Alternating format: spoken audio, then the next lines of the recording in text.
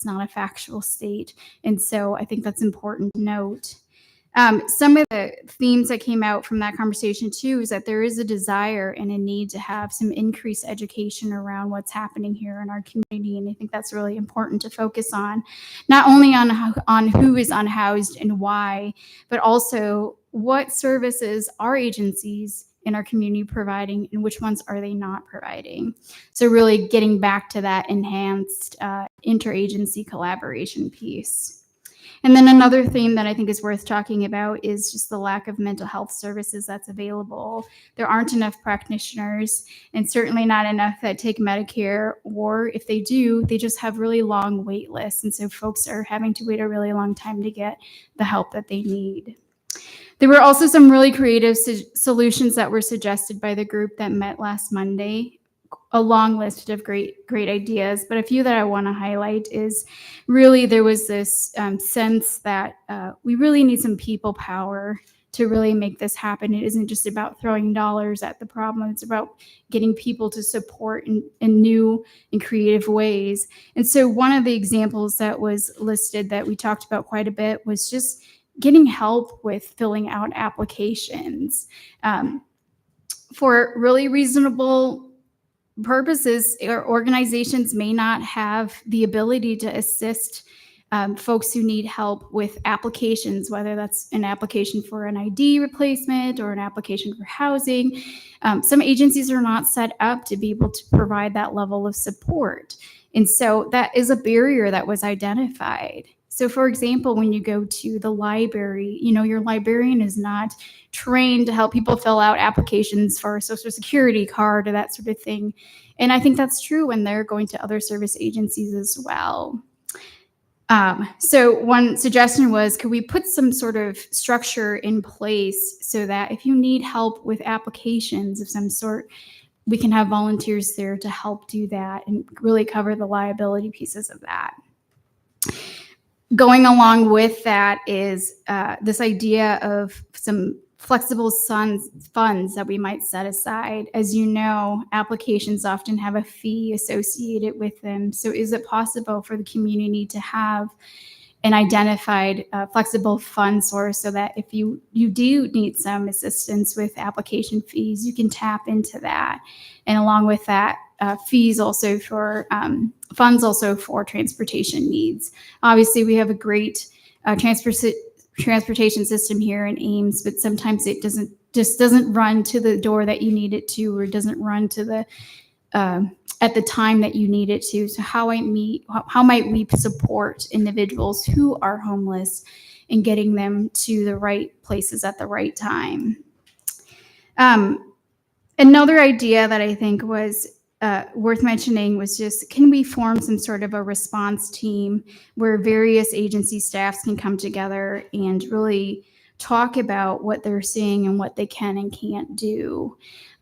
These are just some kind of quick suggestions that were thrown out there. Like I said, there was a longer list of ideas that are thrown out there, but I think part of why we're entering into this agreement with ISU is to be able to continue having these conversations and to really build on the great work that's already happening. The second agreement before you is to conduct direct outreach to hear firsthand from the unhoused populations about their stories.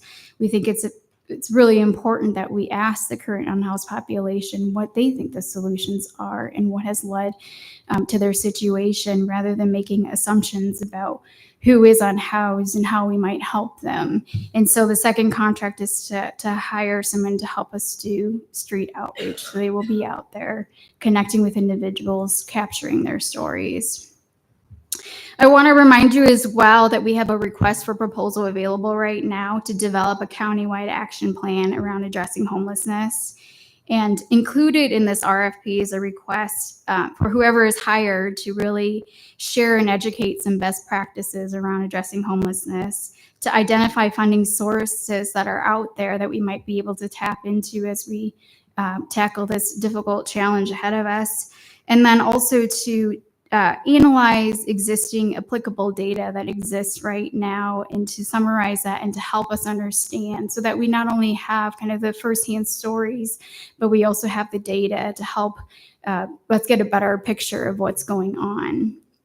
And then the RFP consultants will also continue to host community conversations with other community members beyond just the service providers. So that may include groups like landlords or insurance providers, really the community at large, different sectors that we aren't targeting now. All of the work that the ISU Extension folks are helping us with, the 2 agreements before you today, will not be duplicative of what the RFP is seeking for, but it will really help support the work of developing that countywide action plan and really feed well into developing that countywide action plan. So with that, I'll take any questions that you have. Just before we get any questions, can you just clarify, this is a pretty rapid response by Iowa State. I know that people have been contacting council and expressing some concerns. Can you just review what the timeline is for this, and so everyone can be aware of that? Yeah, absolutely. So with the first agreement, we like I mentioned, we started that conversation already last Monday. And so I actually met with him today about the next session, which will take place December 6th in the morning. So service providers will be hearing from me shortly about what to plan for that second date, where we'll get together to do that asset mapping, to list the different services that are provided, identify the gaps, and then also talk about how we might improve interagency collaborations. As far as the outreach piece, ISU Extension has been really responsive. They are planning to be doing outreach this week already, if authorized. So we're really excited about their willingness to jump in, to clear their schedules to help us out. So that work will be going on this week, and it will continue into the next couple of weeks. And what's the completion date? Yeah, so we will get a report back about the outreach engagement at the end of December. So we anticipate being able to capture that.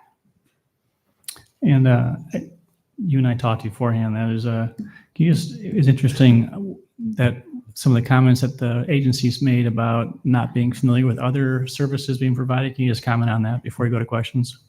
Yeah, I mean, in my observation at our last Monday meeting, and I think this was true at the other tables as well, there was just a lot of recognition amongst everybody in the room that we may think that we understand what an agency does, but we may not fully understand it. Or we don't understand the limitations that they experience. So one of the beauty of bringing people together is to really educate each other on what is it that each agency can do and where do their limitations exist. And there were a lot of folks who were really surprised that, someone at their table does X, Y, or Z, or doesn't do X, Y, and Z for certain reasons. So I think that's part of the educational piece too, that it's not only about our unhoused individuals, but it's also what do we have as a community here. Council, I just want to comment that I really appreciate PAWS taking the bull by the horns and running with this. And I think we got a lot of traction already going, but just this idea of all the agencies being able to understand what other agencies do.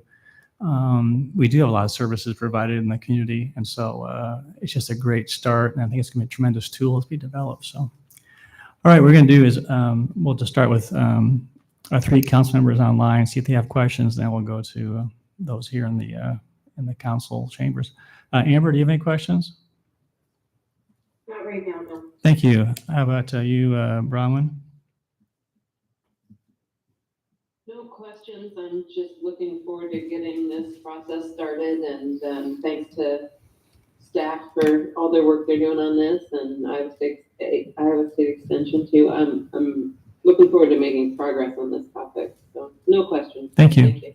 Anita? No questions. I just want to echo the appreciation for staff pulling this together, finding local resources to start this work. So thank you. Thank you. Any questions here in the chambers? Yeah, I have a question and then probably a follow-up. Yeah.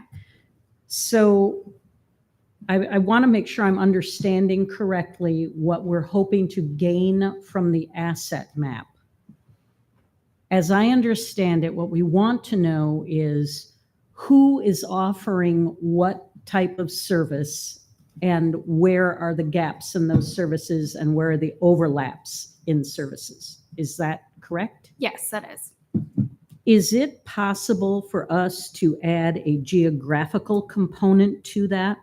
During our discussions about the rezoning with regard to the Romero House issues a couple of weeks ago, one of the questions that came up was, where are these services located? And, are there too many in one location and not enough in another? And it seems like this would be a great opportunity for us to not only map the overlap or the absence of services, but also to pinpoint where those services are on a map. Yeah, absolutely. I think we can definitely do that.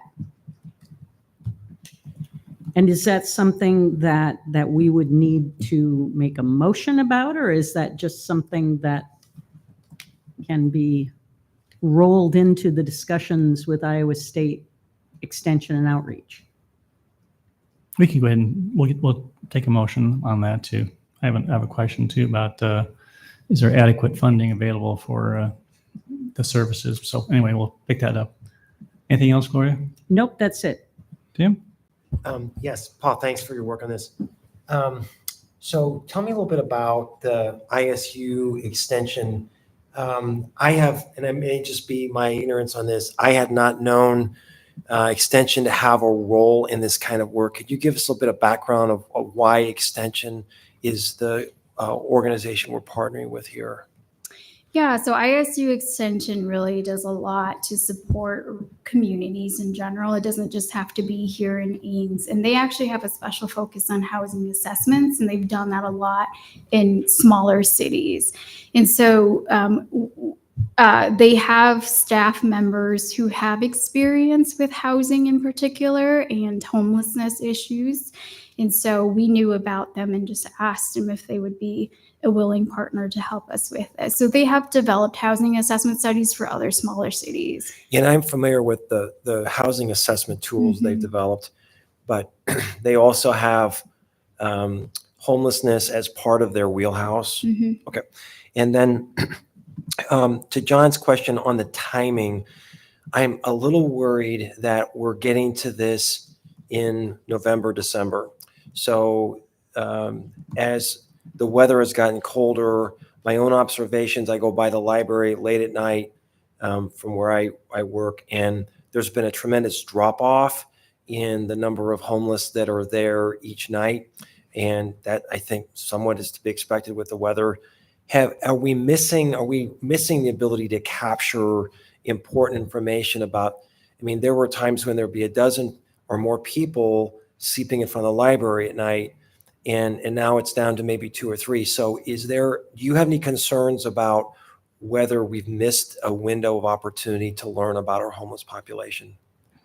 Yeah, I mean, I think the ideal time would have been kind of in the summer and the warm months. We just weren't able to quite get it to that yet. But I still think that there are folks out there who are unhoused that we could still capture. And rather than wait until the warm weather comes around again, I think we better seize the opportunity while we have it. So we're going to try our best to still capture those folks. I think what isn't mentioned, or what I haven't mentioned either, is that there's a lot of folks that are on the verge of homelessness too, or are homelessness, that are living maybe at a family's house temporarily. So part of our goal is to also try to reach those folks who you may not see outside, but are close to being outside. But Okay, and that's super helpful. And final question, to what degree does the Bridge Home have a role in these conversations? They have been sort of our frontline service provider for decades. In the meeting you're in and going forward, what role do you see the Bridge Home having? yeah, a really important role for sure. They were present at the last meeting that we had on Monday. They've been engaged in these conversations, and we will continue to engage them as well as others. And so, this is probably a very robust conversation, but can you just give us a little bit of a sense of what their perspective is on the homelessness, the spike in homelessness that we've seen? Yeah, I don't know if I could do justice on speaking on behalf of them, but I know that this is a population that they are very passionate about supporting. I think they've expressed challenges. They only have so much capacity. And so their shelters are always full. I think that they would like some additional support with mental health services. And so I think it's kind of the same themes that we're hearing throughout the table conversations that we had on Monday. Okay, great. Thank you for your help. Mhm. Rachel, any questions or no? Yeah. My question is about the 15 goal for the number of people we're trying to target. I know we have a lot more people than that. So is there room in the contract to be able to contact more people as well? There's certainly an interest and capacity for ISU Extension to do more than 15. That was just a number that we agreed on that we thought would be reasonable for the amount that we talked about. But we could definitely, I think they would have an interest in the capacity to do more if we were interested in that. Perfect. Thanks. Emily, any questions? All right. Along the lines of what Rachel asked is that given the very modest sum, I think we're being treated very fairly by the extension. I think council would agree that, hate to put a cap on something, if we can get 5 or 10 more people or 15 more people, is that something that would be beneficial to maybe increase the $3,750 to, let's say, $6,000, not to exceed, to give them some room? Because we have a council meeting on the 26th. Is that right? Yeah, 26th of this month. And that's not until December 10th. So just wondering, the turnaround could be take a little while to get approval. Do you have any thoughts on that? Yeah, I think it certainly helps. Like I said, I think there's interest and capacity. And until that person starts kind of the outreach piece, we don't know at what pace they will work and at what pace they're able to accomplish the goals set before them. So I think it certainly helps. Okay. Well, to that end, this is really difficult for every city in the country trying to figure this out. I'm a little worried that if we have 20 participants in this, to what degree are we going to be able to make policy decisions based on the 20 people they happen to be able to speak with? So I think it's an important data point. I'm fully supportive of this, but I want to sort of caution us not to, in essence, overstate that we're going to get a silver bullet out of this. I think we have some general senses of the reasons for homelessness. I want to learn more about the Ames population in particular, but I'm just cautious about how much weight from a policy perspective we can put on what we learned. So just to throw that out there for consideration. Any thoughts? Yeah, what I would say is that the outreach piece is one piece of information, right? The RFP is also going to look for a consultant to help us look at national best practices, national best policies. The RFP will also help us look at data and factoring that in as well to hopefully help you make some policy decisions around this. So the outreach is just one component, but a really important one, I think, getting solutions from the people who are affected. And that'll come back when? I think your point is well taken. I agree with Pa. This is step one. We all have gotten a lot of emails, phone calls, personal contacts regarding the increase in those who are unhoused. And this council wants to be compassionate, wants to be helpful. I think this was really in response to try and identify quickly what might be some things that we can try and do to help those who currently are, not necessarily a set permanent policy, but to kind of get that and then use that information to funnel into the consultant and then build upon that. So I think it's more or less trying to be a rapid response to what's been identified as an issue right now, and then try and tease that out and then work it into other policies as we move forward. So, all right. Mayor, if I could just make one other comment. Sure.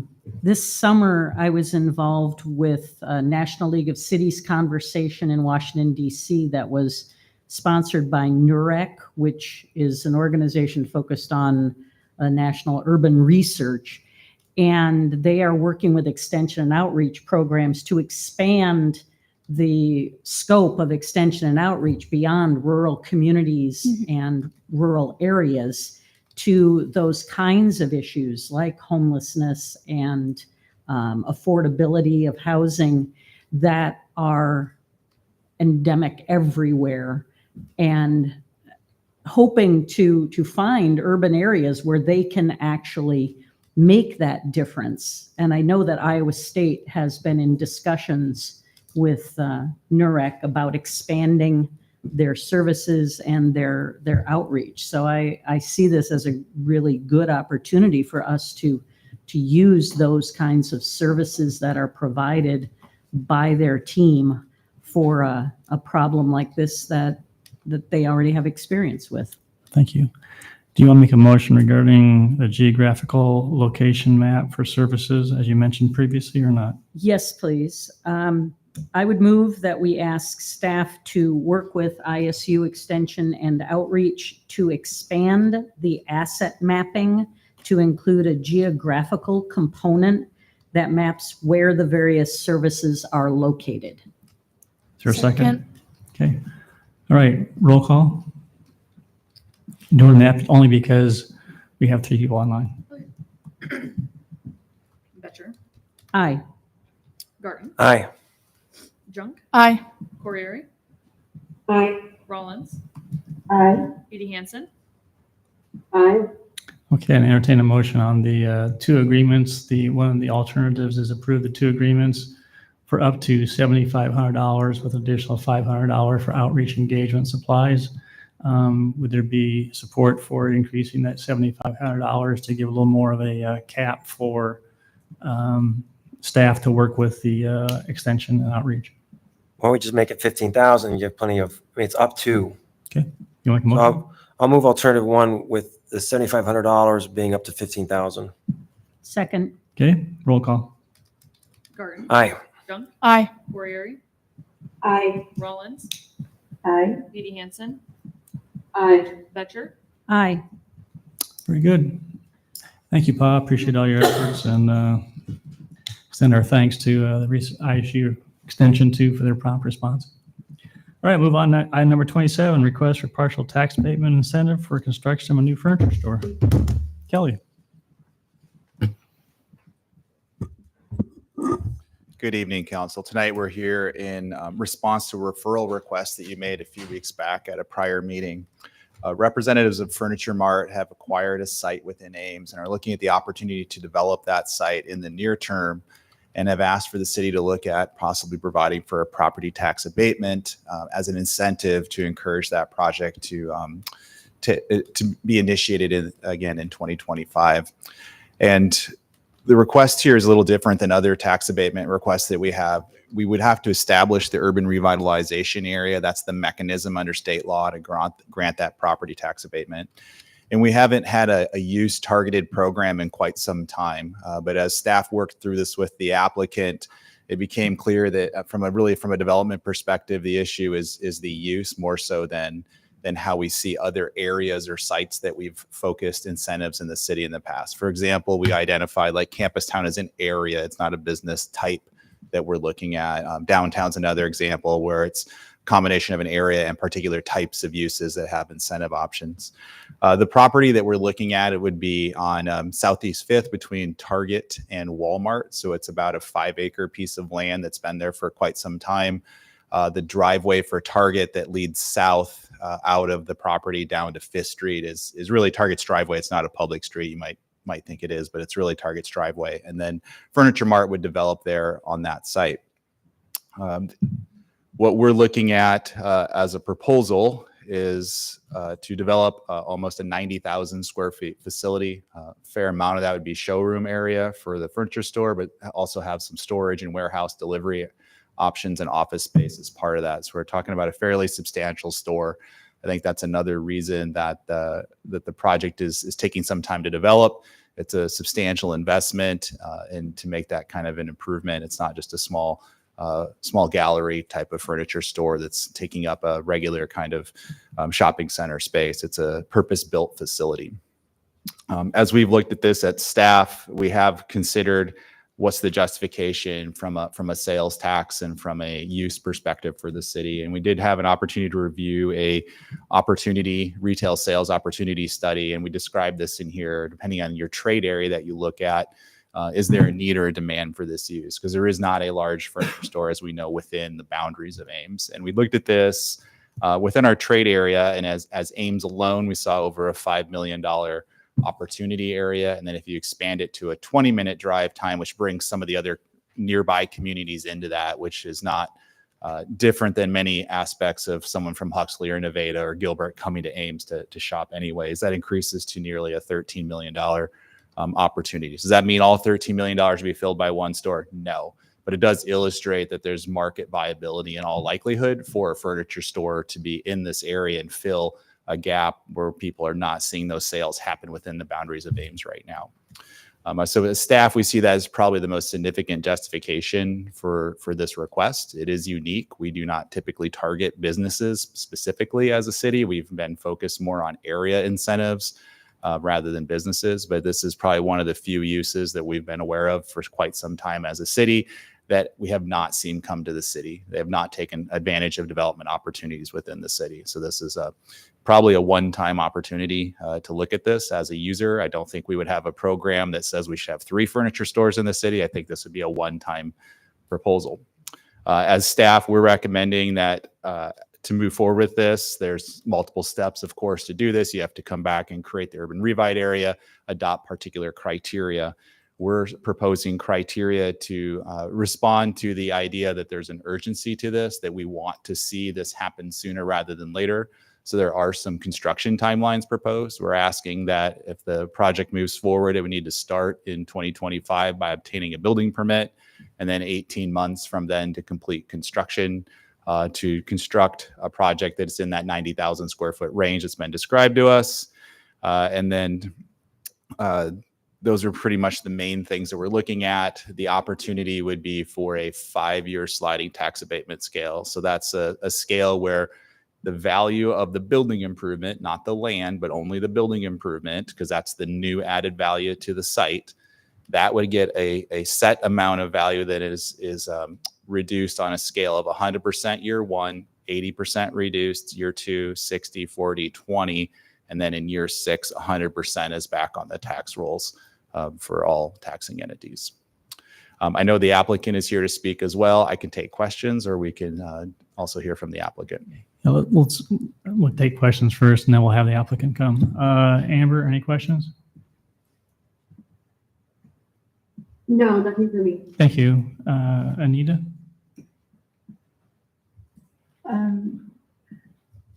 And maybe I missed this, but with the TIF that is being proposed, how long before potentially we could make that up in terms of what we're looking at in projected sales? Well, first of all, they're not requesting a TIF. We're talking about a tax abatement, which is a different incentive. Yeah.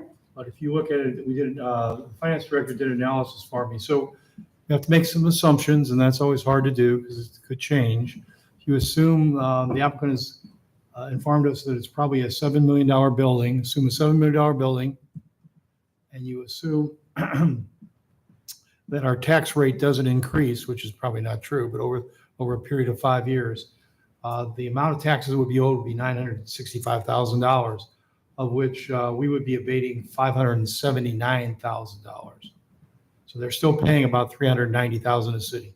The amount of abatement is $380,000 on those assumptions, and it would take an additional 3 years. In other words, in year 6, 7, and 8, after the year 6, 7, and 8, so we return to 100% taxes or value, taxes that we'd be repaid the amount we abated. Does that make sense to you? It does. Thank you. Anything else, Anita? No, that's it for me. Thanks. Thank you. Bronwyn? Nothing for me, thank you. Thank you. All right, Council, here. So, Stephen, we talked about this before. Could you give us a little perspective? in your tenure as city manager, have you ever had anything quite like this where there was an incentive for a specific sector of the economy? I can't recall any. There's really three categories we would provide tax abatement. It's usually on a region, an area you want to promote. It could be on a use, a general use, or it could actually be an actual brand name. And I don't believe, Kelly, can you look in the history book? And I don't remember any that went specifically after a use other than, Yeah, a single business. I have not heard that be described as any of our history in the past 20 years of being like a business specific. It's always more about a building, a development, or an area. a type of business now, Yeah. a type of business. Yeah. I mean, we've targeted retail development Right. before, right? But not the retailer itself. So, so this is new for me, and I just want to think a little bit about this. So, help me understand if this business model is viable, and I'm not asking them to provide their pro forma, but what we're providing in tax abatement is actually not a huge amount in the big scheme of things.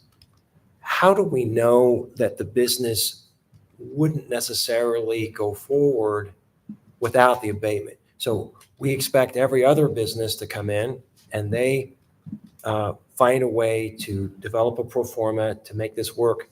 What's unique about them that they somehow need this tax treatment? Help me understand that. Yeah, I'll let them respond as well. But what they've communicated to staff is that they're not saying they won't come to Ames. It makes it more attractive to come sooner because they have already acquired a site. They could, of course, dispose of that site and move off of it and do something else. But it's not. I don't think it's your traditional gap funding. Like so often we're talking about like the Link project. There's a financial gap in the pro forma that needs to be filled. Here, I would say it's more about the attractiveness of the market and an enticement to have someone come sooner. And they've been pretty forthright that they're not saying they wouldn't come. It's just it makes this become a priority for them if Ames views them as a priority. We also don't think it'll set a precedent for us because like we did with the Kingland when we wanted to develop Campus Town, we incentivized the first one in. After that, we didn't provide the incentive more. So I know you're probably wondering, what if there's 3 other furniture stores that follow? Well, first of all, they'll probably fill the gap. The leakage will drop, I imagine. But they're coming in first where we haven't been able to attract anybody. So that's why we're recommending it this time, but not as a precedent for other furniture stores to come in. And I appreciate that. So Ames has been without a furniture store Specialty furniture store. for how long? Well, the last one I could recall, my memory's fading, but it was Home Furniture was the name of it on South Duff. It wasn't a very large store, but it was there. And I don't remember how long it's been, but it's been a long time. Long time. So That's 2 decades probably. yeah, I remember it there, but maybe 15 years. So I guess that's sort of my concern is that when we speak of this as an issue of urgency, the city of Ames we've been able to get along pretty well for the last 15 years without having this. I'm not feeling the weight of urgency. It's not as if our hospital burned down and we need someone to provide medical care. And so I just want to make sure that we're not creating an artificial sense of urgency when we've been able to get along quite well without one. Can I speak to that? So one of the reasons you justified is also convenience to our residents, right? We have bike paths, let's say. We could all have bike paths and ride down to Des Moines and ride bike paths.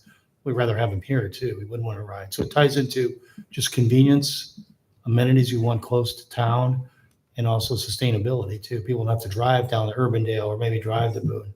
We'll have it right here in our own backyard. I would just add that as I thought through this is retail. So whatever their sales is going to be, that's delivered here in our county, we'll get 1 cent sales tax. And as a taxpayer, 60% of that goes to property tax reduction. So I don't know the mechanics in terms of all that, but I could probably make the case that maybe half of the abatement may be made up by 1 cent sales tax that's generated that wouldn't be generated right now. And the other thing is that if someone wants to come right away, maybe in 2 or 3 years, they change their minds and say, I'm just going to sell this site instead of trying to take and provide an additional amenity, in our community. I think of all the renters, the college students that are, would probably enjoy having, a furniture store like this that would offer opportunities as well too. So I think it's also, I understand your point about, not feeling the urgency, but flip side is it's perception and letting people know that we value them shopping in Ames. I think that there's an opportunity to capture some of that, sales tax, and some of it's going to go back to our taxpayers because of the way the 1 cent sales tax has been is set up, statutorily set up years ago. Yeah, and these are all really good arguments, I think, that are on that side. I've got this Milton Friedman voice in my brain, and I'm just nervous about pushing the scales too heavily in the free market. And one more question, at least. So a lot of times when we do incentives, we recognize that there's value to the taxpayer of creating some expectation that that there's going to be a longer term commitment. So whether it's hiring a certain number of employees and things, what's to prevent them from buying the property, taking advantage of, or they have the property, but building the building, taking advantage of the tax advantage, and then 5 years from now, leaving? How do we think about that? Is there any? Do we want to have some kind of incentive to stay for a certain period of time? Or callback, you mean? That's right. That's what I was thinking of, a callback. I mean, I think that's a tricky element to try to do that. I think with the amount of investment they're making, they're talking about a $7 million plus investment. That means the business probably failed rather than they chose to just leave town because they saved on their property taxes, right? So I think in this case, it's a little bit different that they're building a purpose-built store here. They're investing in this facility to serve a broader central Iowa market with the way it's designed. It's not just a 30,000 square foot footprint that's just a generic, anybody could come in and be any retailer in it.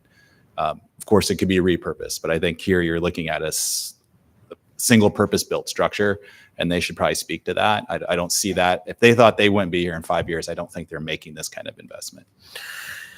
That's fair, but we've certainly seen other large box businesses come and then go. So, I mean, and they had all the intentions of staying here forever. So I don't doubt the sincerity of them saying that we're going to be here for 100 years, but that's not necessarily, none of us have a crystal ball to know what the future holds. Right. But thanks for answering my questions on those. Other questions? So I'm on the fence on this one, and part of it is I'm wondering what the implications of tax policy at the State House are for the future of this project. As John, you mentioned the 1 cent sales tax. Well, that might go away, right? And who knows what's going to happen with how we're allowed to tax commercial properties in the future. So I'm not sure about the amounts associated with this, whether positive or negative. So maybe that's a question. Can you speak to that, Steve, at all? The question is this surety of what the. Well, I mean, legislature's is there a downside, a big downside for the city if the State House does what it seems to be planning with regard to this particular abatement and property? I guess you're asking if they make it harder for us to raise property tax funds. If this company would come without giving us incentives, we would generate more money without any jeopardy. Well, we would realize more money, I imagine, that way, right? That's what you're asking? Yeah, but how significant is that, do you think, as far as a difference goes? I don't know how to phrase it because we obviously don't know what they're going to do. But I'm just thinking, you you said, well, I've asked the finance director about a $7 million project, roughly. What, I think it's about $38,000 a year to us, Okay. abatement. I think Gloria raises a good point, but I think that concern tips the scale in favor of supporting this because we need to increase our tax base. We have to be laser focused on this. So I think that's a really, really good argument. Anything that we can do to increase our tax base is huge because the state is going to constrain us on how we raise property taxes. That means we have to increase the base. So it's a good argument, a good point you raised, Gloria. The flip side of that is that this, of course, is in the floodplain. Now, council, a number of years ago, and Tim and I were both on council at the time, and so was Amber, we approved some changes to that zone in order to increase the chances of actually having a business there when we were approached by a business previously. Part of my concern, first of all, I take responsibility among my colleagues for approving that, which means, the business purchased the property now and could build there.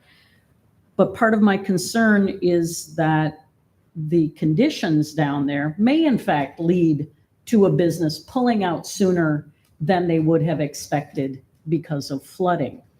And I know they have to build up the property in order to be there. And in fact, that seems to be one of the main arguments for needing this abatement, that there has to be a lot of fill done on that site in order to meet the floodplain standards. Is that correct, Let's let the Kelly? applicant, Yeah. they can Yes. address that comment or a couple of comments you made. Yeah, so that's also in the background as far as I'm concerned, and I hope we'll hear something about Okay. that. Anything else, Gloria?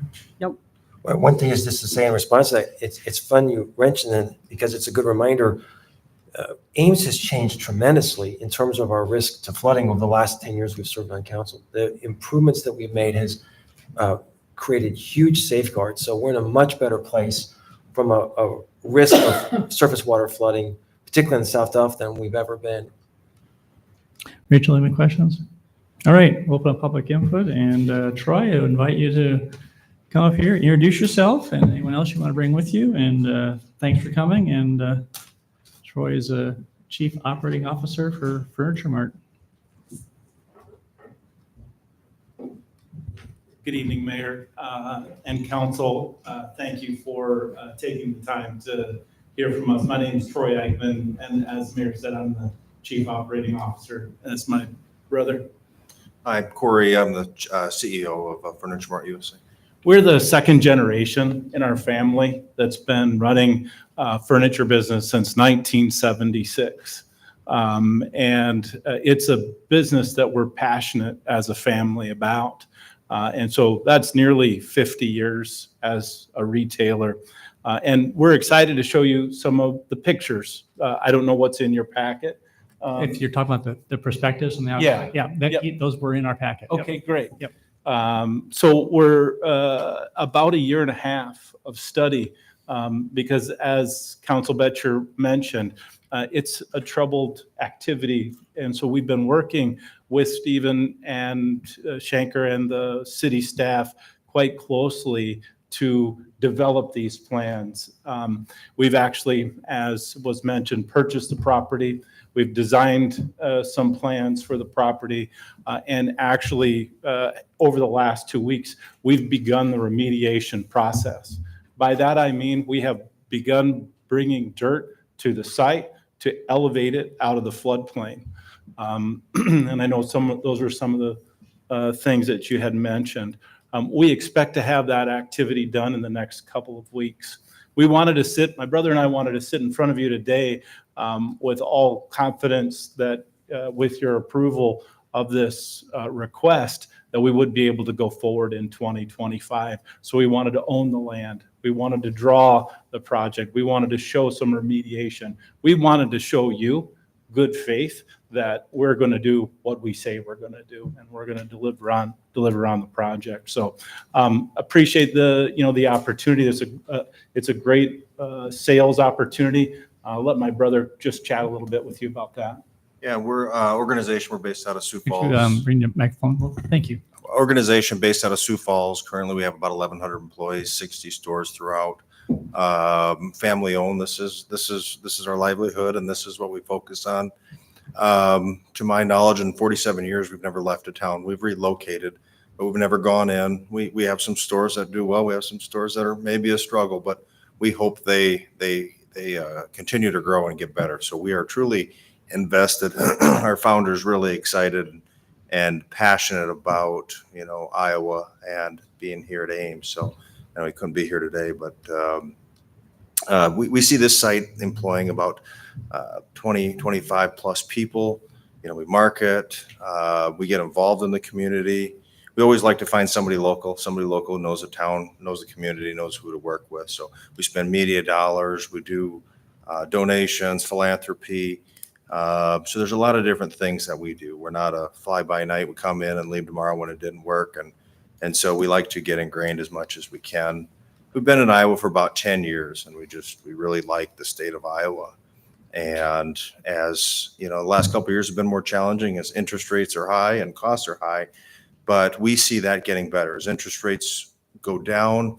There's usually a housing shortage in most communities.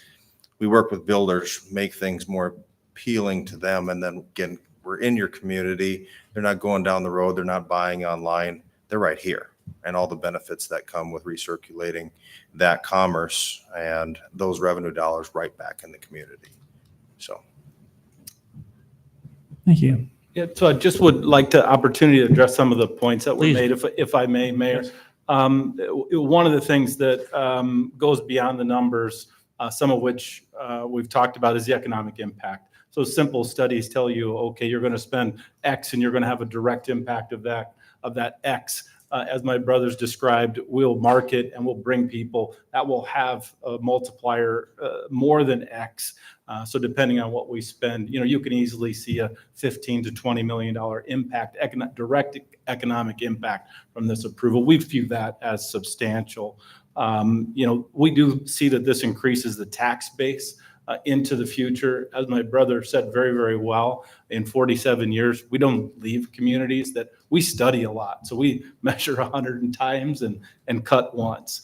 And so if we take some of the math that's been spoken and we're able to generate $10 million in sales, just as an example, a year at 7% over 10 years, that's $7 million in tax revenue. Of that, $1 million would come back to the local economy. If that law all stays the same.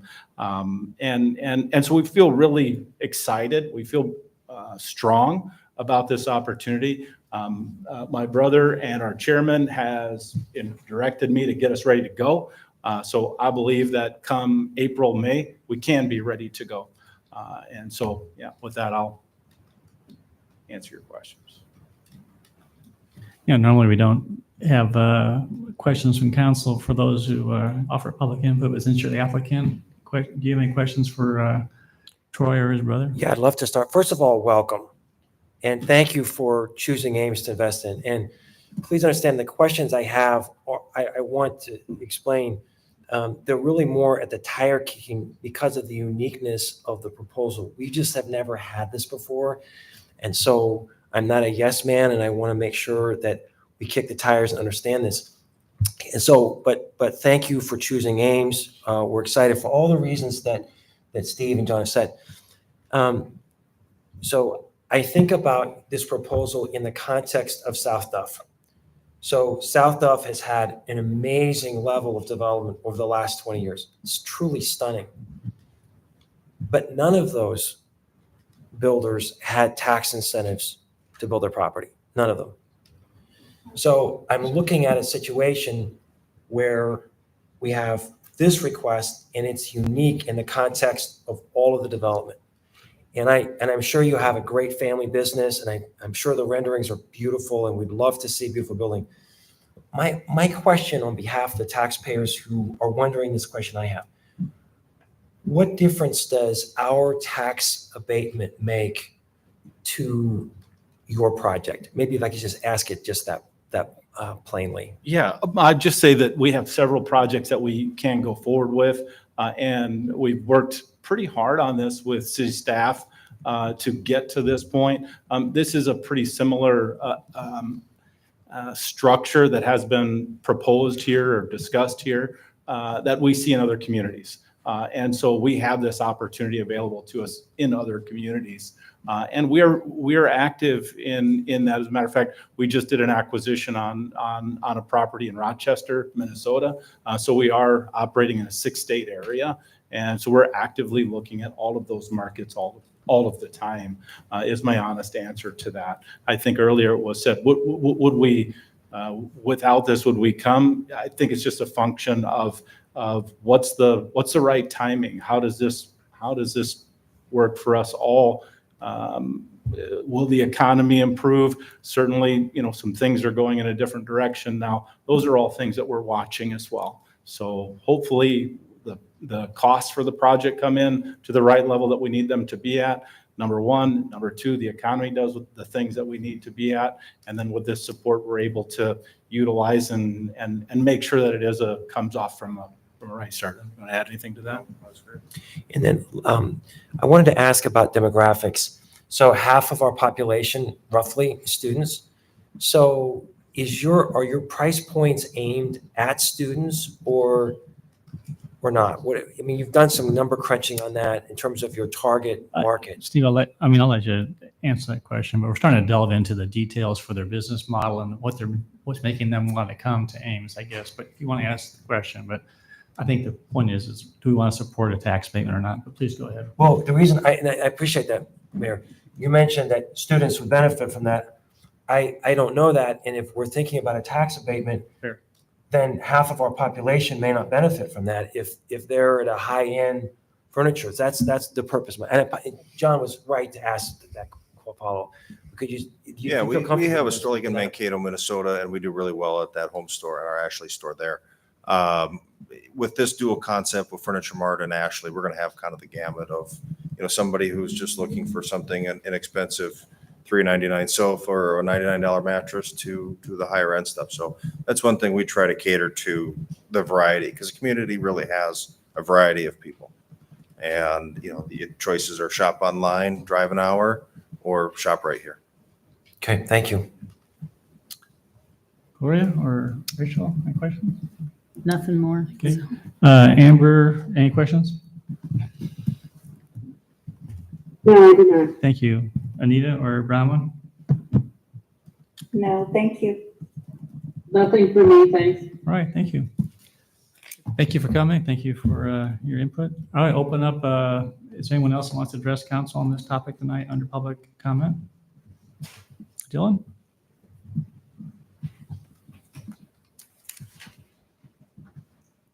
Hello, everyone. It's with a great deal of happiness that I stand before you today. As Troy had mentioned, I've been working with them for about 1.5 years on this project in helping them navigate the pathways to get to this point. And so just the very fact that I'm standing here and they're here and we're talking about an incentive to support this project gives me a great deal of happiness. So thank you, Council, for taking on this thoughtful process. As you've indicated, this is not a process that we have gone through before with frequency to support a project like this, but I think it's been clear that the city of Ames could benefit greatly from a furniture store, not only for the convenience of our residents, but for the attraction of people from communities around us, not having to go to the Des Moines Metro or to Boone to be able to acquire furniture. It sounds like there are a variety of price points to serve a variety of needs. I think that's fantastic. I would like to thank Steve and the staff for their creativity in figuring out a way to support this project that fits within the standard system of tax support for this. I think the amount of questions that Steve and I helped Steve answer about this really highlighted to me the thoughtfulness that Steve and the staff put into developing this recommendation. So I'd like to thank them. Also like to thank Troy and his team.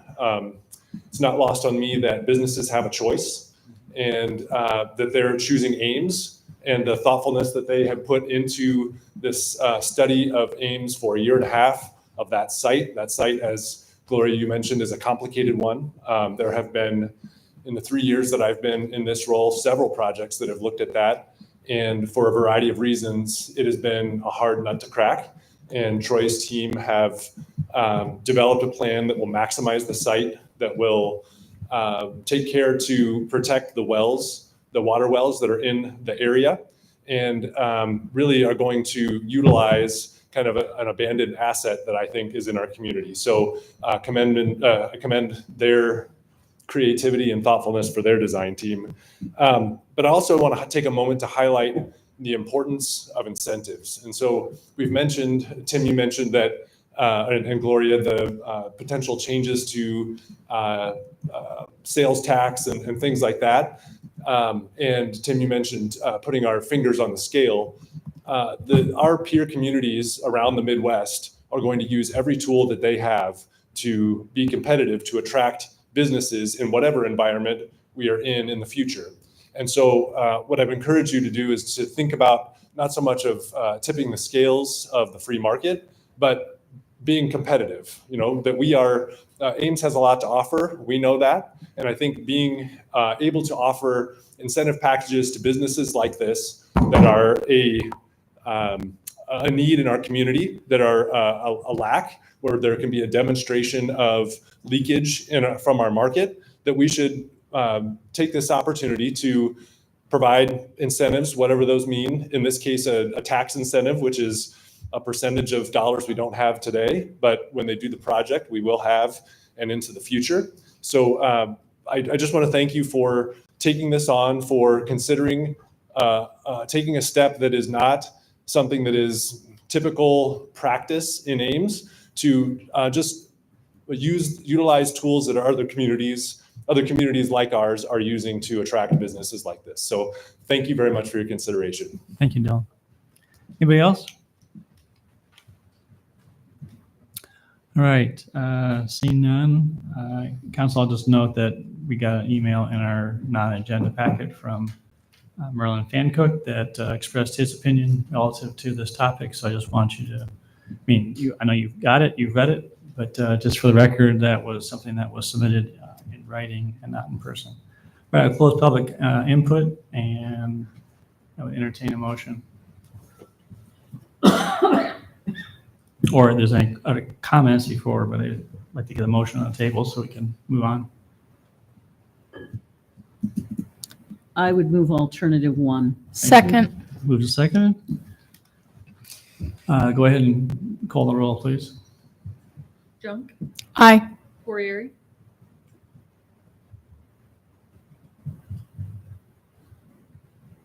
Corriere, Aye. Rollins, Aye. Beatty Hansen, Aye. Betcher, Aye. Garten. Aye. Thank you. Thank you very much. We will move on now to item number 28. Climate Action Plan update.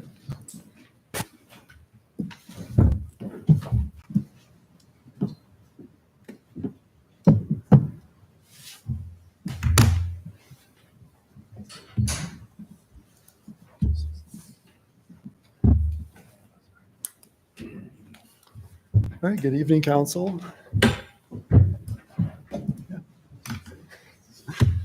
Happy to be here with you tonight to give a climate action plan update. I'm joined here with some leaders from across the organization, part of our sustainability team. So let's dive in. I want to start with a little bit of history about climate action in Ames. So as you all know, a very long history of supporting sustainability, starting with the opening of the waste energy plant in 1975. And then since then, really formally kicking off the climate action planning process in 2020 with a greenhouse gas inventory. So that's a community-wide inventory, counting up all the greenhouse gases from all the activities here in Ames, and then Continuing over the next 2 or 3 years with the climate action planning process, lots of public input, community outreach, technical analysis by a consultant that was brought in, then a committee that was formed as well through that engagement. And then, of course, the plan was accepted last year in June by council. And then since then, staff has analyzed the results of the plan and put together 7 initial action steps, which will be the main focus of the presentation here tonight. And then have had the opportunity to serve as your sustainability coordinator now for about 4 months. All right, so a little bit of background on the plan. If I had to sum up the plan to the 200-page plan in one slide, this would be it. So this graph here charts greenhouse gas emissions, as I said, community-wide. So this is all of the energy that we use here in Ames, everybody's electricity, natural gas use, the cars we drive, diesel, gasoline, all that good stuff is counted up here in tons of carbon dioxide equivalent. So starting there on the left and then moving over to the right, going forward in time all the way over to 2050. So if you follow along the top of the chart, that's what we call a business as planned or business as usual scenario. So if we take no action, we kind of go about business as usual. That would be the trajectory that we would expect emissions to take. So increasing a little bit there for emissions, and then with the 31 actions that were identified in the climate action plan, those are all the levers that we can pull to reduce the greenhouse gas emissions. So each one of those would incrementally reduce going forward to 2050. And then the scenario that we would like to see is that those reduced emissions down to about 94% there in 2050. So we've categorized those strategies into our 6 big moves.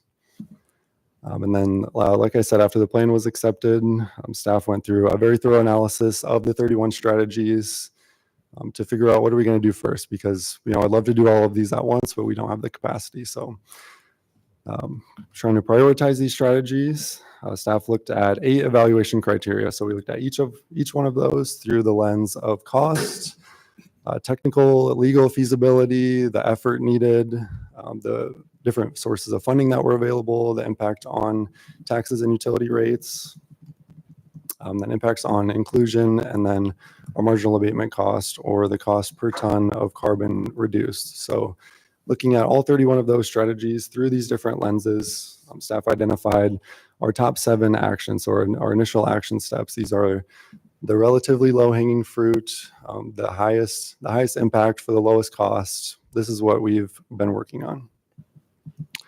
So like I said, that'll be the bulk. We'll go through each one of these steps in a little bit more detail. And with that, I'll pass it over to Don to discuss renewable generation. Good evening. I'll cover the next 3 slides. So this first slide basically is talking more about where we are today. And I'll draw your attention to the pie chart. So right now, roughly 51, it's actually closer to 55% of our energy is produced at our own power plant. This is due to our waste to energy process that we're going through now. So a huge move that we're going to have to do in the near future is transitioning from the waste to energy. The other piece that you see here with the 4% of burning refuse-derived fuel and the 12%, so we're about 16% renewable today. As you can see from the chart, Iowa itself is much higher at 60%, but nationally we're in that same ballpark. The bottom part of that slide's a little bit not exactly correct on the percentage of coal. If you look at that 33% piece of the pie, that's what we buy and we import from the MISO market. I was looking at the real-time MISO generation about 30 minutes ago, and roughly half of the 33% at this moment in time is coming from coal and natural gas, with only about 25% coming from wind, if you say. So a little bit deceiving if you look at the imported energy. It's a combination of everything that is currently running in the MISO market, and that changes from time to time. If we're very windy, it'll be higher. There was obviously a lot more solar on at that time. The other little slice in there, it says 0%. It's about 0.5%. That's our solar right now, and that's both a combination of our 2 megawatts that we have built over by the airport, plus it's the excess energy that we're purchasing from our retail customers when they overproduce with their system. This is where we're at today. This is if we do nothing, we'll be at through 2029. Our goal basically is to start increasing renewables, and I'll talk about that in a slide coming up. Something to think about though is our existing, both of these projects, both of the solar and the wind, are what are called power purchase agreements. We do not own the resources. At the time we chose that we would rather sign a contract, it's owned by somebody else, and we take the offtake off of both of those projects. When the project ends, or when the contract ends, the project ends. So with the wind that ends in 2029, we're currently talking to them about extending the existing contract. They're also looking at something called repowering, where they'll put new turbine blades on there and likely get more production off of those. Next slide, please. On this slide, basically you can see this. This is actually on our website. So this is our SunSmart, or our community solar project that sits down over by the airport. We tried a different model where people could literally take an off-taker off of this project. So we sold power packs. We have sold about 75% of those. There's still people that go out there and want to own solar but don't have the capability to put it on their own home, or they're a renter. We've even had students purchase power packs, and actually one of our biggest users right now are churches, interestingly enough. So people are buying power packs, donating them to the church, and that's their way of giving a long-term gift, if you will, to churches and businesses. You can do that for a business too. If you want to see this chart, it's on cityofames.org/solar. Our PPA, or our power purchase agreement with this, is a 25-year contract. We went into this in 2020, so we've got about 21 years left on this particular project. Next page, please. I would like to reiterate on this slide the equivalencies that are over there on the right. So just the amount of impact that this farm has had since it came online, almost 1 million gallons of gasoline as kind of an emissions comparison. So great to see that over the couple of years. Yeah. Thank you. On the third slide, there's actually a ton of information on here. I'll quickly kind of talk through it. So from a comprehensive planning standpoint, the cost and reliability, it's quite technical as we look at future resources to add. There's a process. If we're going to build anything more than 10 megawatts or greater, and the more you build, the cheaper it gets, there's a process that you have to go through. You have to go through the regional transmission group called MISO, and that's right now about a 3 to 4 year process. So once you have a project, if you're just starting out, you've got a 3 or 4 year review process just to get that through MISO if it's large. So ideally, you would want to find a project that has already started and then buy into that project so it's accomplished some, if not all, of their MISO processes. It's also looked at from a state standpoint. So the Iowa Utilities Commission also has a say in approving anything over 25 megawatts. There's a process you have to go through there. And then, interestingly enough, depending upon where the project is, counties are getting involved with where you site these, and many of them have restrictions in terms of distance from homes, distance from businesses, things like that, that are actually restricting some of the newer projects from coming in. As I mentioned before, both of our projects are power purchase agreements, which is one way to do it. With the creation of the IRA, or the Inflation Reduction Act, which exists today, and we're reviewing this now when the new administration takes over in case it's changing. But there are certain benefits in ownership. You can get typically 30+% of the money back, either in a production tax credit. In other words, for every megawatt hour you produce, the federal government cuts you a check, and that's available to municipals. Or you can get an investment tax credit where they pay you 30% right up front, and they'll give you that money. So that's something that we're looking at. Our plan right now on that is We're looking in the next 5 to 10 years, and you'll see this in our capital improvement plan, something in the neighborhood of between 20 and 30 megawatts of solar and between 50 and 80 megawatts of wind. It's not something that happens, like I said, quickly. If we're early in the process, it could happen more quickly if we look at an existing project or a project that's already going out and being funded. With that 20 to 30 and 50 to 80, that would allow us to reach 50%, probably a little bit greater than 50% renewables. And again, in here, if you noticed, it's linked to resource recovery. It really depends upon when we stop burning refuse dry fuel, because so much of the energy that we use today is tied into waste to energy. Mentioned comprehensive environment and a competitive environment for utility scale renewables. Many projects that even get talked about are being bought not only by other utilities, but many of the large Googles and Amazons and places like that of the world are locking up generation even before it becomes public, which makes it problematic to follow our historical our RFP process.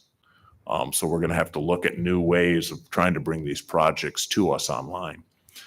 The rest of this here is, and I want to make it's an important piece of this, but it doesn't move the needle much, and that is our promoting our private solar or our customer-owned solar. And today we have 210 installations. The graph there, the green, shows basically how much generating capacity has been installed in the system. So as you can see, it kind of grows and it's up to almost 1,600 kilowatts. The black bars are how many solar systems, if you will, that were installed each year. You say 2016 was great. The majority of those that were built happened to be one apartment complex that put a couple of solar panels on every apartment. So they put in roughly 100. So it looks a little bit deceiving, saying, man, 2016 must have been a great year. We are a Sol Smart Silver certification. We are looking at going gold. Recently, I'll mention that's not up here, is URAB had a workshop in talking with our solar customers. We're looking at modifying that to see how we can promote more customer-owned solar. And we got a lot of good feedback. URAB has a meeting on the 21st where they're going to be talking about everything they heard at that meeting, with the idea that we'll be coming back to council in December, we hope, with a recommendation on the value of solar from a retail standpoint. We're looking at solar on a few municipal buildings. Listed up here are the Fitch Aquatic Center, Shanker Plaza. We're also looking at adding solar panels to the new water plant, to Fleet, and to the distribution. Those would be local. We have control over theirs. They wouldn't have to go through the process, but they're not that big to really move the needle, but it's still our opportunities where we can start adding solar, and they'll benefit the system, they'll benefit the buildings under which they are. But we'll be coming to you both through the CIP and other processes, going through this in much more detail as to projects we're looking at and how we may fund them, either as a PPA, which would affect our energy costs. Well, they'll all affect our energy cost, but we'll be talking both about ownership, which would be investments into these, and we'll also talk about it from a power purchase contract standpoint.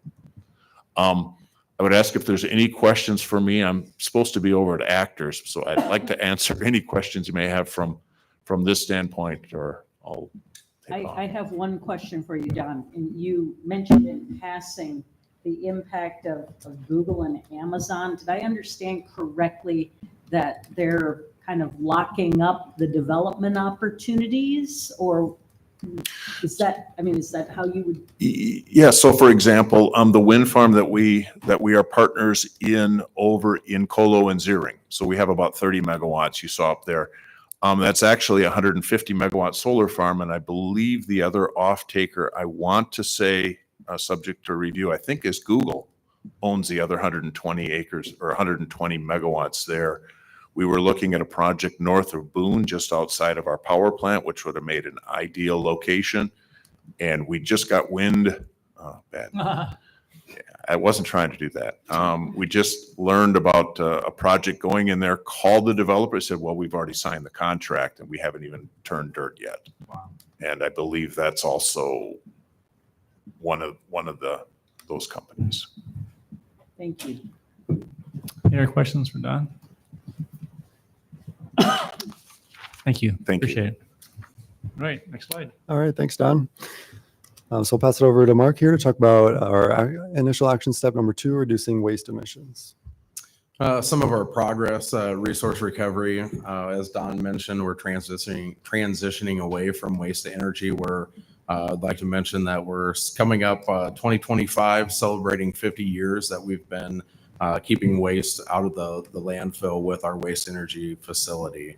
It's an amazing feat, and being one of the first in the nation waste energy facilities and still doing what we're doing currently is pretty awesome. So Rummage Rampage is a huge event this year, or combined, we've had over 433 tons diverted and over $285,000 raised for nonprofit in the 8 years. The numbers, I believe last year were right at 77 tons of material just in 1 year diverted. So I can see that program going well into the future and being a great success. Drop-off recycling, we've got, it would have been December of 23, we implemented cardboard drop-off kind of as a soft start. Had great participation rolling it out just before the holidays, all the cardboard and the packaging. So we had an outlet for that material. Starting in January, we rolled out mixed paper and plastic bins. And then shortly to follow after that, textile, clothing, and accessory bins. So far, year to date with 2024, numbers were well over 100 tons, and every month it just continues to climb. So looking ahead, currently we're seeking a landfill partner. As many people know, we've got a 28E agreement with the Boone County landfill. That's coming to an end, it'd be June of 2025.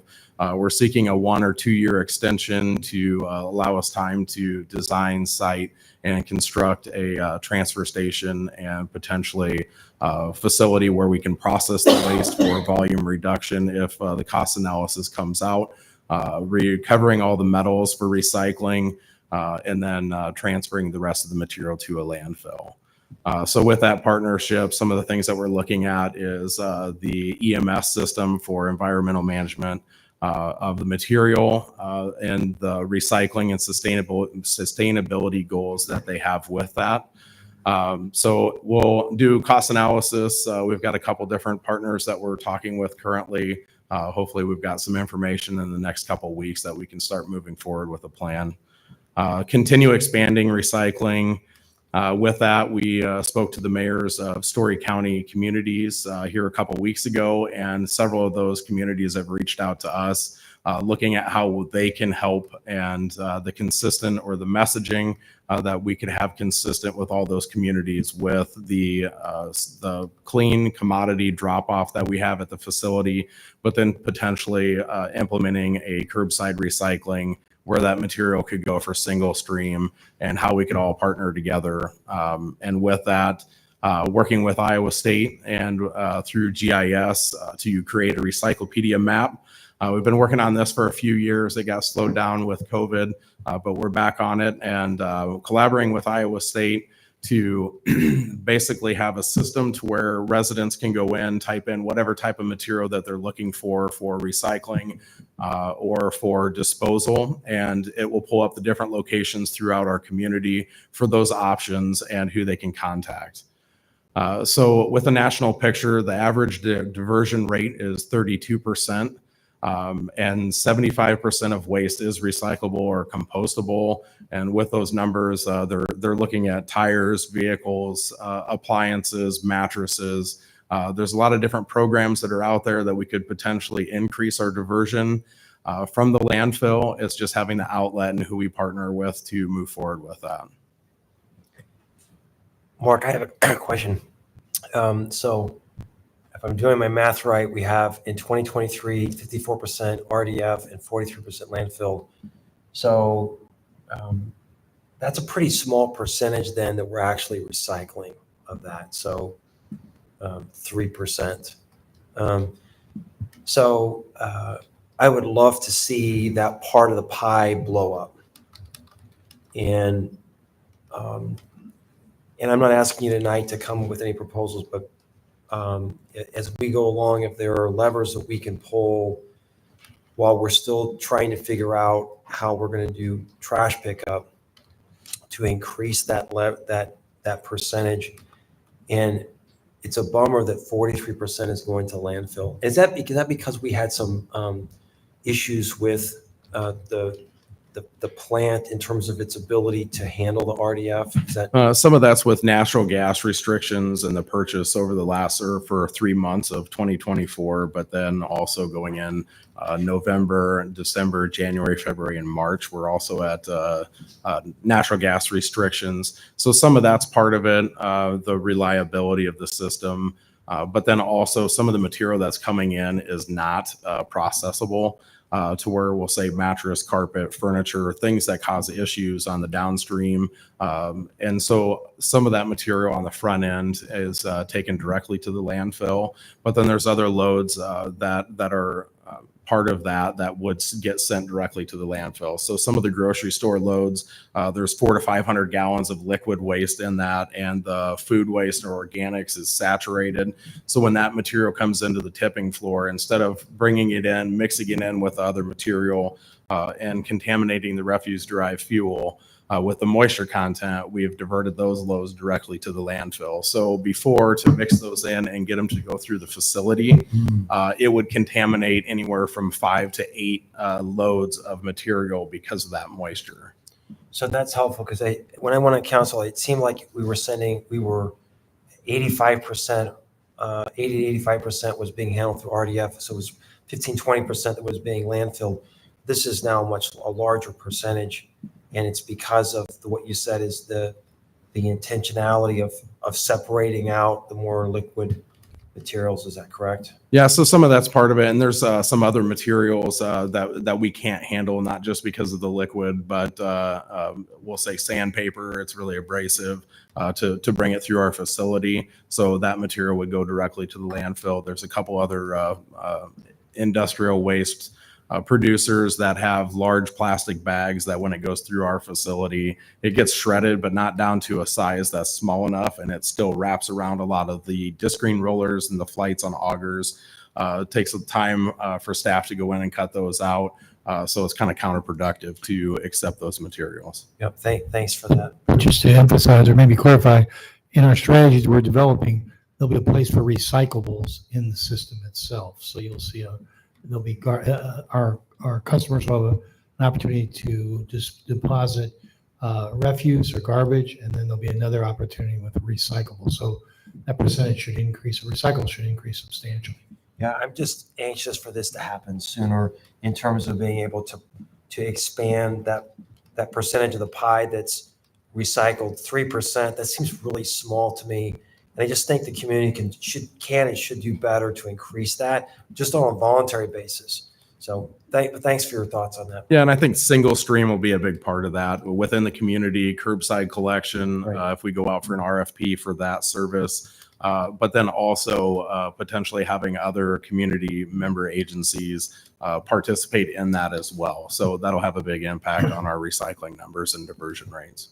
Thanks for that. I'm surprised by the willingness or the enthusiasm that's being shown by other communities in the county. And that's great, because obviously we're partnering with all of those communities to dispose of waste. So having them on board for recycling is really helpful. Okay, any other questions?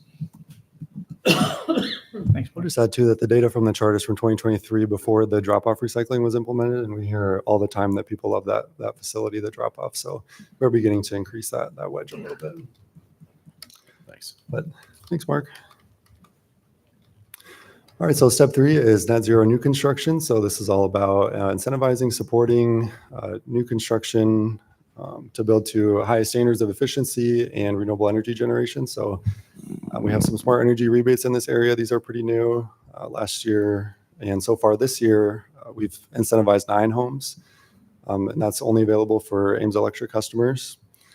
So that's great progress there. That's a $3,000 incentive available to folks that build to that net zero ready standard. And then I'll pass it over to Kelly to talk about tax abatement and a pilot project. So back in February, we were looking at the citywide tax abatement program. There was a motion to provide an enhanced option to hopefully encourage net zero ready construction. And in the chart that Nolan provided for you, there's multiple wedges there. So we have commercial, multifamily, and single family. So we were looking at single family first. We thought it was the easiest to deal with.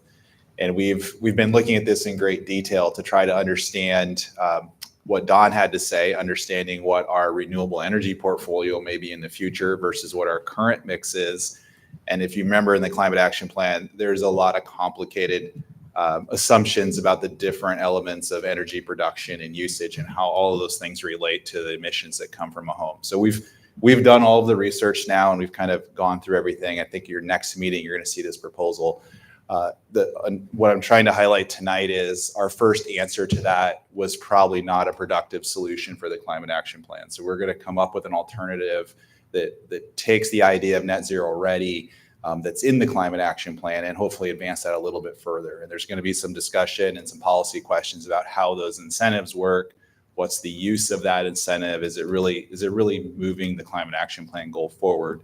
And this will all be about single family homes. And then in next year, we'll have to work into how do we deal with multifamily and then work towards commercial development. They all get harder as they get bigger, obviously. Another thing that we came up with, and we think the Ames Home Builder Association will be interested in this as well, is we do want to propose to have a partnership with the Home Builders Association to kind of build an educational component into the city partnering in the design and construction of a high performance home. So we've heard before that, is there an education element that needs to be done out there? Yes. Is there a practical element of people starting from scratch to understand how to build higher performing homes without just trying to modify an older design? And what are some of the trade-offs of doing that? So we think next year, working through a pilot program to think about how does a spec home get constructed at a higher performing level, because typically a spec home, builders are not investing a ton in that because they don't know who the buyer is at the end. So we want to see what we can do to improve that product that gets built commonly in the city. So that's something else we'll be proposing to you to try to advance this particular move in the climate action plan. All right, thanks, Kelly. So step number 4 here, we've got building retrofits. So this is about improving the efficiency of our existing building stock here in Ames. So I mentioned the smart energy rebates. While the new construction rebate is relatively new, a lot of the other rebates have been around for a while, and they've had a huge impact on decisions made for Ames Electric customers.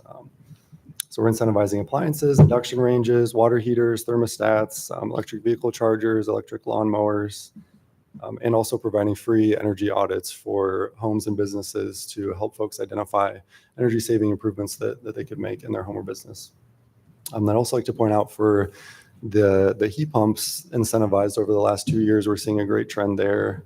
From 2023 to 2024 year to date, we've seen almost a double in the amount of heat pumps that have been incentivized. So that's great to see.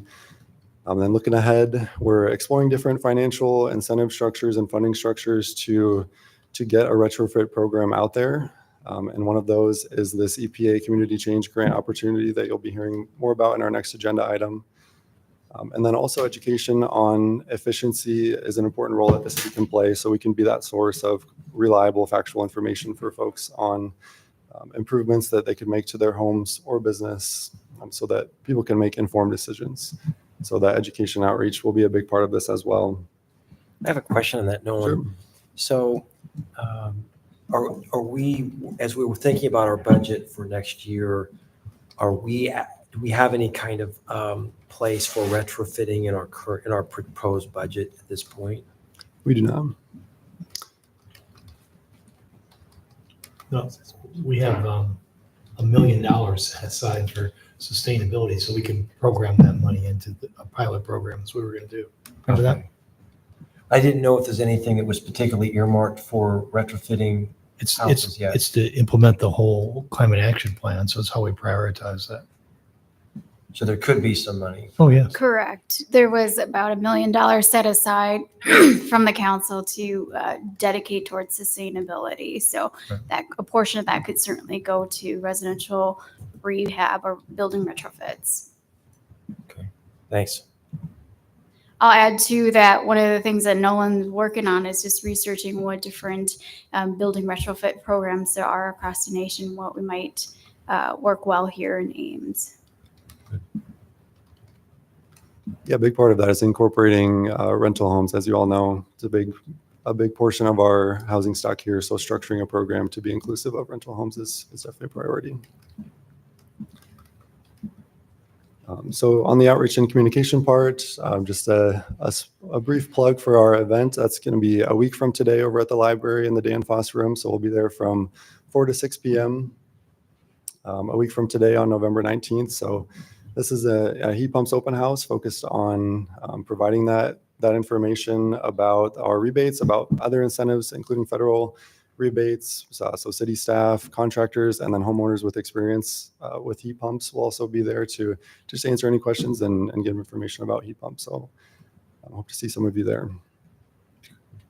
All right, so action step number 5 will be focused on municipal building retrofits. I'll pass that over to Corey. Yeah, so you can see on this slide, the chart kind of shows our city hall energy usage, which is a little bit different because we have our energy peak in the winter because of our boilers to make steam. With our new auditorium HVAC project, hopefully we'll see those numbers drop in the winter. And so we'll start to do this continuously mapping energy usage for city buildings. The progress we made, I participated with Electric Joel Zook on the Clean Energy to Communities peer learning cohort where we got together with other cities throughout the country to hear what other cities are doing, what some opportunities are, where they are in the process. So we completed that. Currently working with Nolan and Joel on a facility energy audits project. We have an RFP out for that.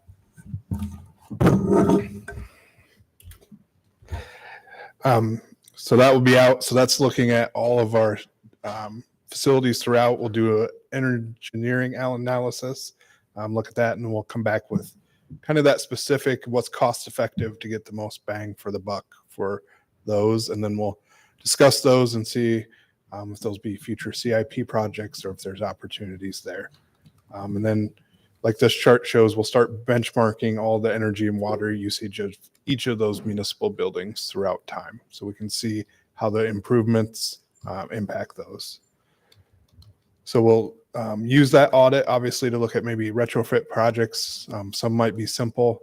Obviously we'll have to talk on some of the bigger ones. If we get into big, large HVAC projects, obviously that'll be a discussion with council and budgeting. We're looking at solar at municipal facilities. As Don said, like the plaza and the Fitch Family Indoor Aquatic Center, those will probably be used to offset operating costs. Now, there might be partnerships with electric where maybe they take the usage of the solar panels for themselves. So those are discussions we'll have on some of the bigger buildings. They might say, we'll install it at our cost, and then they would get the benefit. And then as part of this, we did say any new municipal building should be evaluated for net zero ready. So as we go through some of the new buildings we'll discuss in the near future, we'll ask consultants to kind of what would it take to get net zero and what is that incremental cost to do that? So you know those numbers as we go forward. Corey, just real quickly, we think about government buildings. Is Iowa State doing anything? Are we partnering with them? They have lots of big roofs to think about. Any conversations going on with them? That'd probably be a question for Don. I'm not sure what their plan is on solar. Okay. But that might be an opportunity they could look at in the future. Yeah. Great, thanks. Corey, where do buildings that we might purchase for municipal use fit into this scheme? They aren't new buildings, but they're new to us. Yes. Is that a retrofit if we wanted to make changes? Or- Yeah, so it'd be a retrofit, but so it would probably be very difficult on a existing building to get zero ready, because you kind of got to start from the beginning to hit those numbers. But obviously, any retrofit we do, we try to get those numbers as low as possible, be as efficient as possible.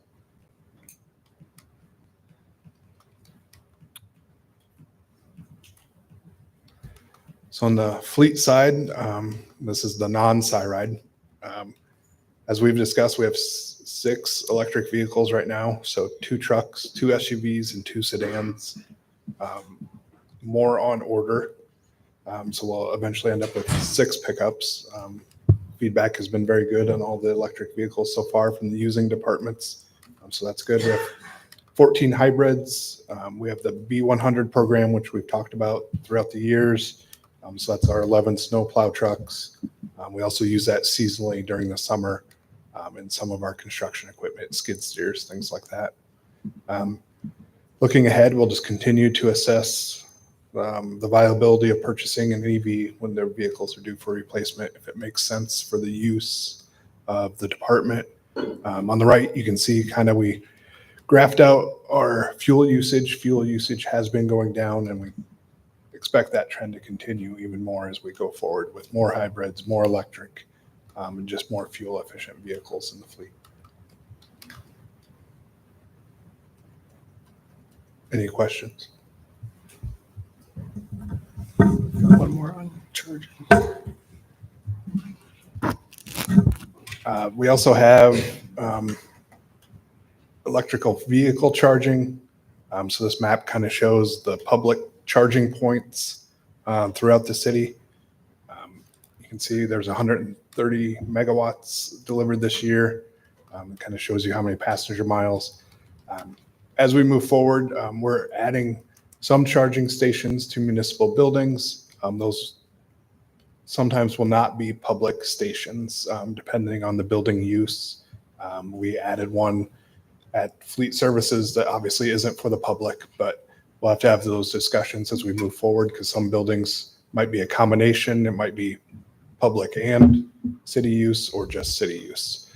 So as we go forward, as we do the analysis too, we'll also kind of make sure to look at the buildings and what there might be needed as we move forward. You might have to start upgrading panels and things like that once you start hitting a certain point of charging. Corey, some people who watch this might be wondering why we're saying non-Cyride, because those buses are huge. Could you just say something about the rationale for not having Cyride as part of the fleet discussion? Correct. So we're kind of controlled by 2 different entities. So the municipal fleet is wholly controlled by the city. Cyride is controlled by a board, which includes other partners. They do have a plan, which will eventually have those numbers. I believe they're looking at electric. They're looking at B100. So there is a plan. It's just kind of separate. That's kind of how we operate as well. Cyride, because of the federal funding and things like that, operates as a different entity than the municipal fleet. Thank you.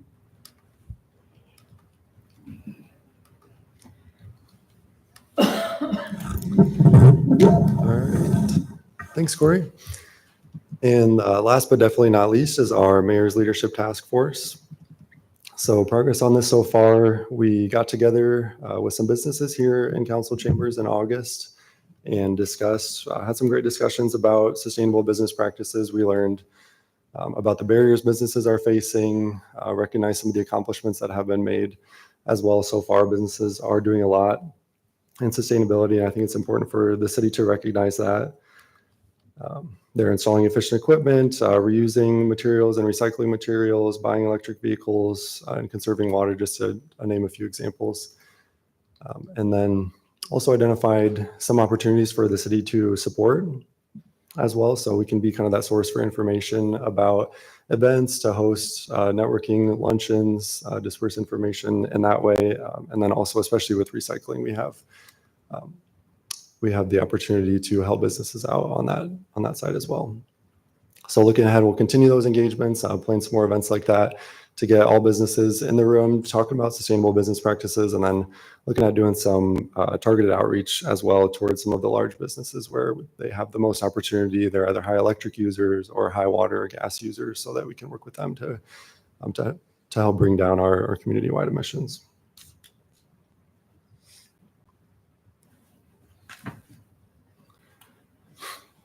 All right, so wanted to mention outreach and communications too. This is a very important part of sustainability, getting out there and having conversations. So I've had the opportunity to attend various events, some of them with a speaking role to different organizations. Really enjoyed these conversations, hearing from people, opinions, feedback about sustainability, what they think about our programs, and ideas of what we could do in the future. So look forward to continuing those engagements, including our heat pumps event next week. And then we'll continue our internal meetings. So we have monthly meetings with this group and a few other folks internally. And then outside of those, just conversations with other folks internally at the city. Really think that cross-functional collaboration is going to be important with sustainability. It just touches all the different services that the city provides. So I look forward to continuing that. And then on the reporting side, so also feel that this is very important. Greenhouse gases are invisible. We can't see them. So data is our tool that we have to track kind of our progress on these initiatives. So looking at being very transparent with the data that we have and making that available. So look forward to continuing these updates to council biannually. Then in our city side metrics too, Susan's team does a great job including these metrics in the city side newsletter each month. Just so you can see our progress on charging stations and recycling and a few other items. And then working on a dashboard as well. So we feel that this is sort of our best way to get data out there and visible for everybody, is to have a dashboard on the city website, and all of the data that has been presented to you tonight and much more will be available on a dashboard, something that is in progress that we're working on. And then I've included sort of an example of a visual that will be part of that. So this will be an interactive map of all of the different city-owned facilities, and the size of the bubble is based on those facilities' greenhouse gas emissions throughout the year. So you can make comparisons, hover over facility and look at the number, or just sort of browse over the city facilities and track different emissions and sustainability-related information about the city. So looking forward to providing that data in a transparent way for folks. So Nolan, on that point, there's a lot of good information here tonight. So thank you and everyone for the organization.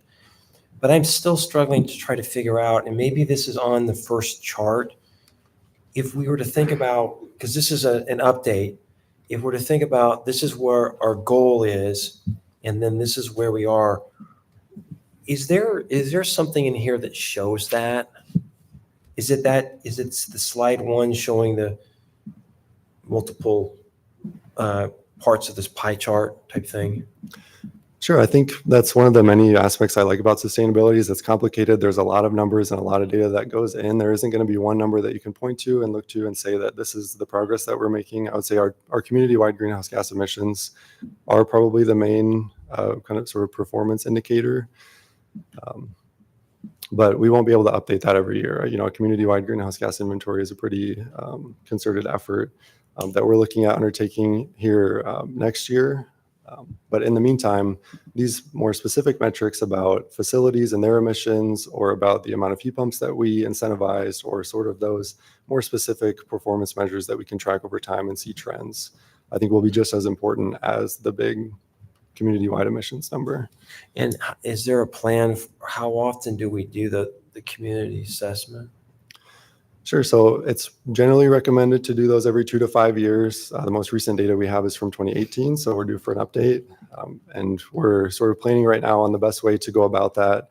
Other communities generally hire a consultant to come in and do a greenhouse gas inventory, or purchase a software, or there's a few different ways to do it. So we're working out sort of the most cost-effective method to do a greenhouse gas inventory, and then starting to undergo that data collection effort here. So that'll be next year. So 2025 will have another sort of a more major benchmark to see where we are in comparison to our goal. Am I saying that correctly? Yes. Right. Thanks.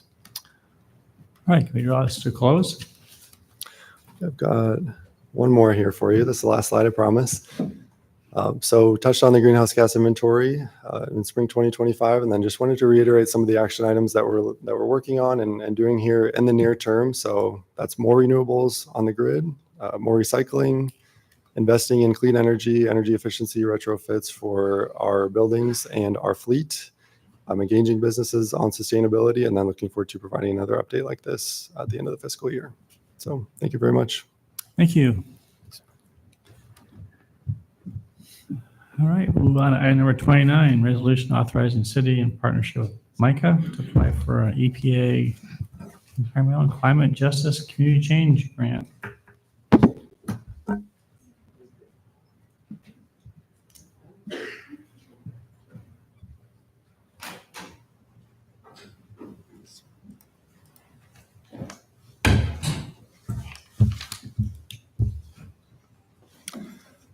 All right.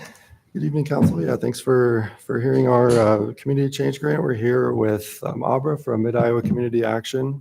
Talk about this EPA grant. So it's an environmental and climate justice grant from the EPA. So this is from the Inflation Reduction Act. And it's an environmental justice grant focused on low to moderate income and disadvantaged communities. So those are defined by the EPA. And focusing on investments in those communities, and we'll go into a few details, but I'll let Abra introduce herself. I'm Aubrey Doherty, and I am the Resource Development and Communications Coordinator at MICA. And we are a nonprofit agency that focuses on alleviating poverty. So that's kind of all the work that we do. So you might have heard of LIHEAP or WIC, Head Start, Early Head Start. That's all falls under us in Story County. Yeah, Mike has been a fantastic partner thus far, putting an application for this grant together. So there are two primary components that we're looking at in this grant. So one is the building retrofits that we talked about earlier. So improving our existing housing stock through investments in energy efficiency, weatherization, solar energy. And then the other major component is a workforce development. So we're looking at partnering with local training to provide training in this clean energy sector. So that could be solar or HVAC. So providing those training, and then also providing those barrier removal services that might prevent somebody from going back to school or getting that training, such as transportation and childcare. So those are two main components of this grant, and happy to answer any questions you have. Thank you. Questions? Aubrey, MICA provides really important services in the community, so thank you for what you're doing. We don't say thank you enough.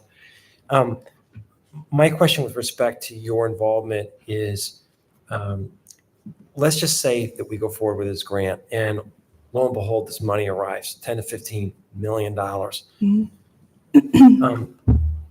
What kind of ramping up would MICA have to do? I mean, is this the kind of thing that's in your wheelhouse now? And if not, what would it look like to ramp up to be able to do that work? I think it kind of looks at each section a little bit differently. So the retrofits, we already have the weatherization program. So this is kind of building on top of that. So our crew would just work with the city of Ames on things that we wouldn't be able to do. For example, if a roof is leaking, we can't provide weatherization services. So then we could use that. So I don't see a lot of changes in that area. As far as the workforce development piece, we have like the FADS program and our Head Start, Early Head Start, really intensive family development services. So that's not a change for us. We would have to hire staff for that. And then another piece on top of the retrofits is we would have case managers that would help the families kind of work through some of that organizing of the updates and connect with them of how to keep, when do you change your furnace filter and what does that look like?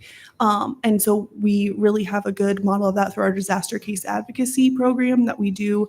Anytime there's a disaster, the governor proclaims in our counties. And so it's really based off of stuff that we already do.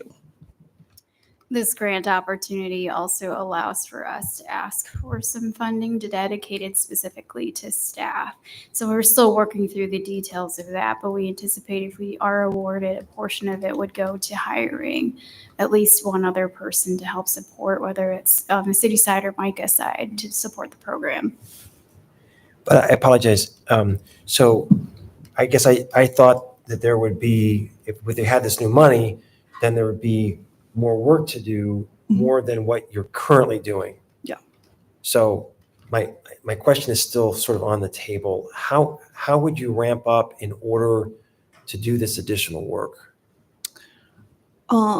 Like the works on the homes or the work on the, like with the families in the workforce development?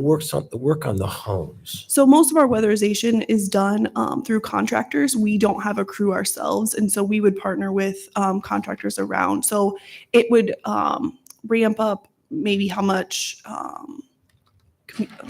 organizing we would have to do, but as far as a crew, it wouldn't affect that. And we would base it off of the homes that are already on our weatherization list that we're able to work on anyways.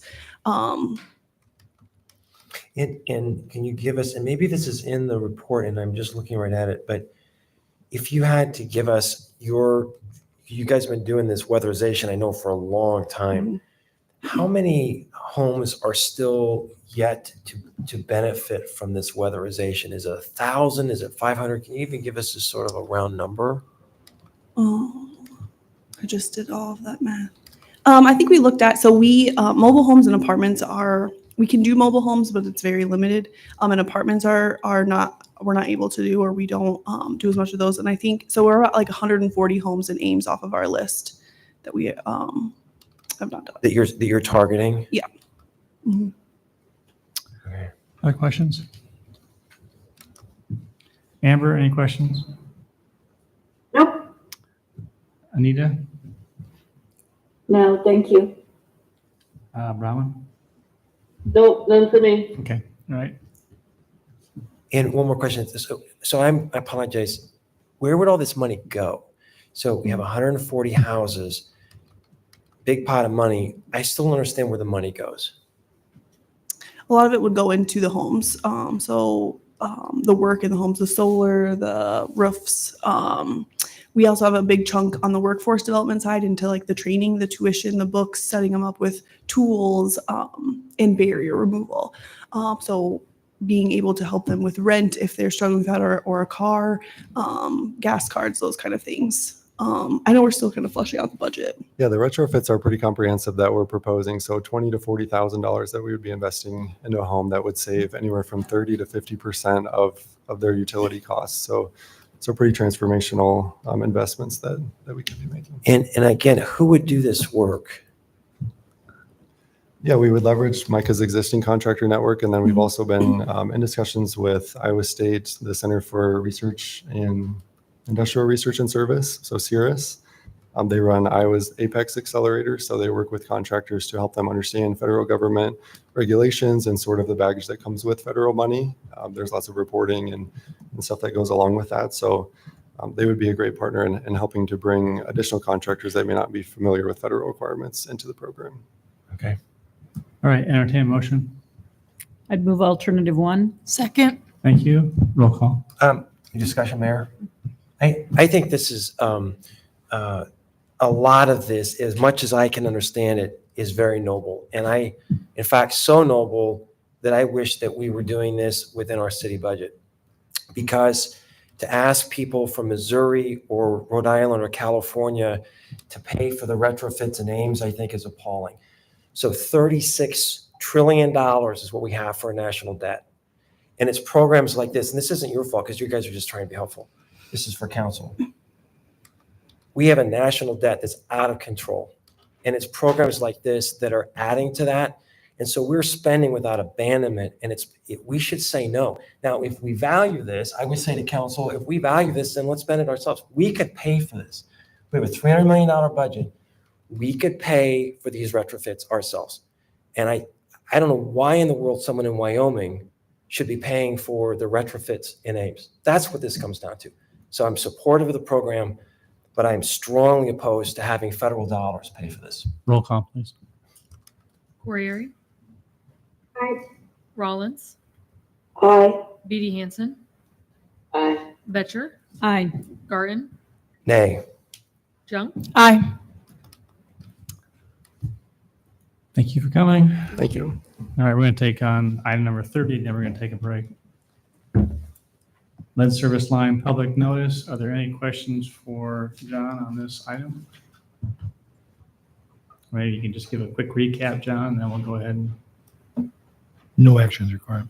Yeah, the purpose of the agenda item was just to give. You're right, sorry. Go ahead. Yeah, the purpose of this agenda item was just to give you the background on a required public notice that we have to do. It's a part of the federal lead and copper rule revision. And our system, just like every other community water system in the country, was required to conduct a service line inventory where we identified every connection to our system, and we had to put it in one of 4 buckets. It was either comprised all or in part of lead. It contained galvanized materials that are or ever had been downstream of lead. It was not lead, or the 4th category was unknown. And so in our inventory, out of 12,475 service lines, we found 144 that we believe are comprised of lead, and 97 that are believed to be galvanized that at one point in time was downstream of lead. So that's just under 2% of the service lines in Ames. So that means that for 98% of our customers, lead is not a risk for them. It's important to know there's no lead in the water when it leaves the water plant. But when lead plumbing is used in private property, there is the potential that it could pick up the lead in that private infrastructure and contribute that to the drinking water. So under the lead and copper rule, once the inventory was done, the next thing that we're required to do is to provide a notice to each of those properties that we found to have either lead or galvanized. And so those are the letters that will be going out tomorrow. A copy of that was included in your council packet. I do want to stress nothing in this has anything to do with a water quality violation or any deficiency in the Ames system. Every community water system in the country is sending these notices out this week. I also want to reiterate that in Ames, the service line is owned by the property owner. It's not a part of the utility. So it's private infrastructure that belongs to that property owner. We are underway right now with trying to assemble a lead service line replacement incentive program. And that is something that we hope to bring to you as a part of the capital improvements plan in a couple of months. But conceptually, what we're looking at is a plan that would provide up to a 50% cost share for a homeowner who's interested in replacing their lead service line. And then also for properties that would meet the HUD guidelines for low to moderate income, working through Vanessa's program, we hope to be able to offer up to 100% cost share for that. So it would be done at no cost to those property owners that would meet those requirements. So we anticipate that when those letters go out tomorrow, there'll be questions, perhaps a little concern. The language was for the most part mandated by the state as to what we had to include. But we wanted you to be aware of what was going out. You may get calls from constituents. We've been prepping city offices that may receive those phone calls to know how to answer those calls. One last thing that I'll highlight from the letter that's going out is that we are offering to come to folks' homes and do lead testing for them for free if they are one of the properties that we identified as either having lead or having that galvanized that has ever been downstream of lead. So all the information in the letter is available for them.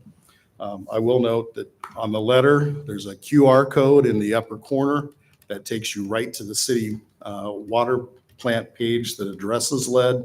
So a copy of this letter will be there. So all of the links and everything that are shown in the letter are there digitally for folks, as well as links to other state and federal resources that people may be interested in.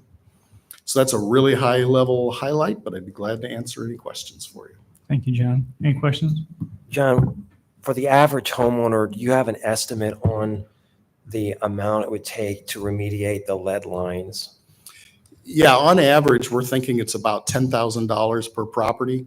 And of course, that's going to vary based on how far the house sits back or whether the water main is on your side of the street or the other side of the street. But that's a good average number. Okay. And do we have a map somewhere showing which properties have these lead service lines? So there is an old outdated map that's on our website. We are working to get a new one up there.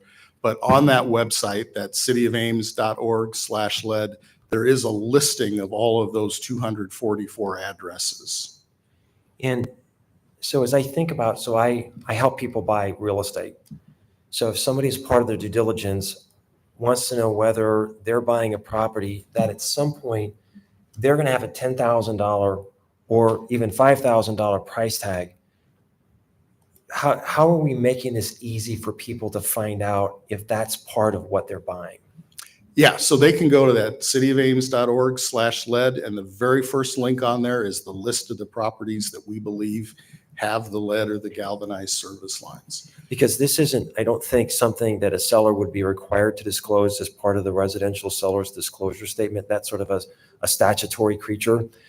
Have you given some thought to working with the Ames realtors to help inform them about the situation and just the tools that are available to help them inform their buyers so they can be good consumers of the property? We have not worked locally. There is some work being done at the statewide level by the water trade associations to try to get lead service line disclosures in that residential property sale disclosure that you were mentioning. So, I mean, I'm just brainstorming with you. It just seems like, what would be the downside of reaching out? There's only a handful of real estate companies, and just reaching out to make sure that they know, because that's immediate. We don't have to wait for the legislature to act. We could work, and that would be something I think would be very helpful for our residents. If somebody they're renting now, they want to buy a house, and lo and behold, they find out about this on the other side. It's huge. Yeah. Yeah. If I was buying a property, I would absolutely want to ask that question before I made the purchase. Yeah. So I don't know if if that's something you can do on your own, or you need a motion from council to do that. Do you think you need a motion from council? Personally, I don't. I think we can just do that. That's awesome. Thanks. Any other questions? John, do you have any sense whether 2% is a good number? I heard a story on the radio earlier today about this notification process, and that some communities have thousands of lead lines that are going to be needing replacement. Yeah, it really varies by community and when the housing boom in that community took place. Was it when lead was being used? Was it after that? Anecdotally, at one point in time, I heard that the city of Sioux City had about 45% of their service lines that were lead. So there are communities where this is going to be a massive undertaking for them. Okay. Thank you very much, John. Appreciate it. Let's take a 10-minute recess. We'll reconvene back here at 8:25. The journals had a number of.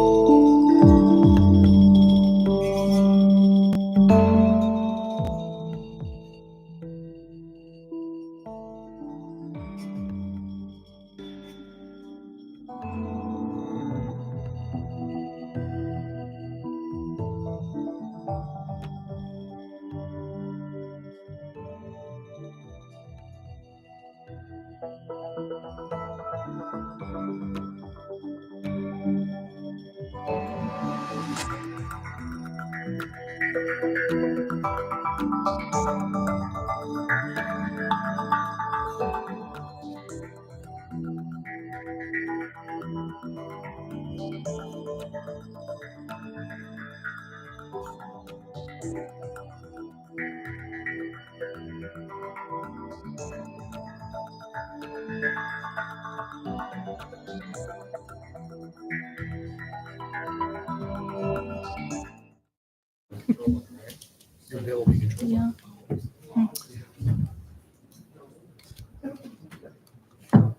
All right, we're back in session, and Council, I owe Jerry Neal an apology. She actually submitted a request to make a comment on the climate action plan. I did not catch it electronically, so I said we would go ahead and go back, let her make her comments, and then we'll move on to item number 31. Jerry, I'm sorry. Thank you. I decided I'm gonna make these comments no matter what, right? Jerry Neal, 916 Ridgewood Avenue. First of all, I'm speaking on behalf of the Climate Action Team and members. And we're very happy to have Nolan on board and his team providing leadership for the Climate Action Plan. And we think that regular reporting is very important. So very much appreciated having him and the team here tonight with a report. Having said that, the Ames Climate Action Team has a couple of things that they see as gaps or missing elements that have been being talked about within the team. First, and this somewhat, I think, plays a little bit with the points that Tim, you raised. We are looking for some overall metrics of change. So that is, given time and context, what is the trend in terms of impact, whether that's positive or negative, that our actions are having in terms of moving towards the goal, the ultimate goal, right? And most of that report, which is beautiful and it was really well presented, had interesting graphics, but it was showcasing a lot of data points. So we felt that it wasn't really getting to that, how are we overall moving and making progress or not on what we're trying to do? And you might ask me, well, then that's kind of complicated. What do you have in mind? What kind of metrics and how would we do that? And that leads me to the second gap that is being talked about in the team.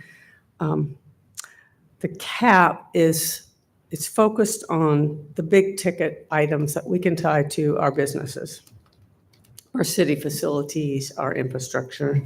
And we even have the Business Leadership Task Force. But what we don't have is a citizen, non-business owner counterpart. So there is a community of people who have expertise, who have out-of-the-box thinking that can help both with how we translate success and how we activate community culture and action. So what do I mean by that? What I mean is that we could extend the pool of those who are thinking about possible solutions. Kind of advisory, I suppose. And we can help engage a larger segment of the population in our actions in kind of an ambassadorial sense. So I think there are two things in summary I want to point out here that have come up among many other things that could be talked about. Metrics for change, a community leadership task force. That's all I wanted to say. All right. Thank you for the opportunity. Thanks for fitting me back in. I appreciate that. You did the right thing in terms of submitting. I just didn't refresh my screen. All right. Thank you. Does anybody else want to address council on the climate action plan only? All right, we'll move on to item number 31. Kelly? Yeah, tonight we're requesting that you have council direct staff to make an edit to the code related to notification. 2 years ago, because we use the phrase public hearing to describe generically when we mean for people to be able to provide comment on something, both at the Planning and Zoning Commission at City Council, we added those terms to our notification requirements, which by Iowa law then meant we must publish notice in a newspaper. I think we all agree publishing notice in the newspaper is the least useful way of providing public notice, and it has a cost to it. So tonight we were asking that council direct staff to remove that newspaper publishing requirement when it is not required by state law. And so notification would then go back to how we were doing it previously, which is we do mailed notice to adjacent property owners. And then we also post a sign for almost every single type of zoning application that we review, whether it's Planning and Zoning Commission or through the City Council. It would be a few different applications that are affected. Most notably would be the major site development plan. You see only a handful of those, not even a handful, a couple of those in a year. Those are project site plans. If they're wrapped in with a zoning ordinance change at the same time, you would still have a hearing because the zoning requires a hearing.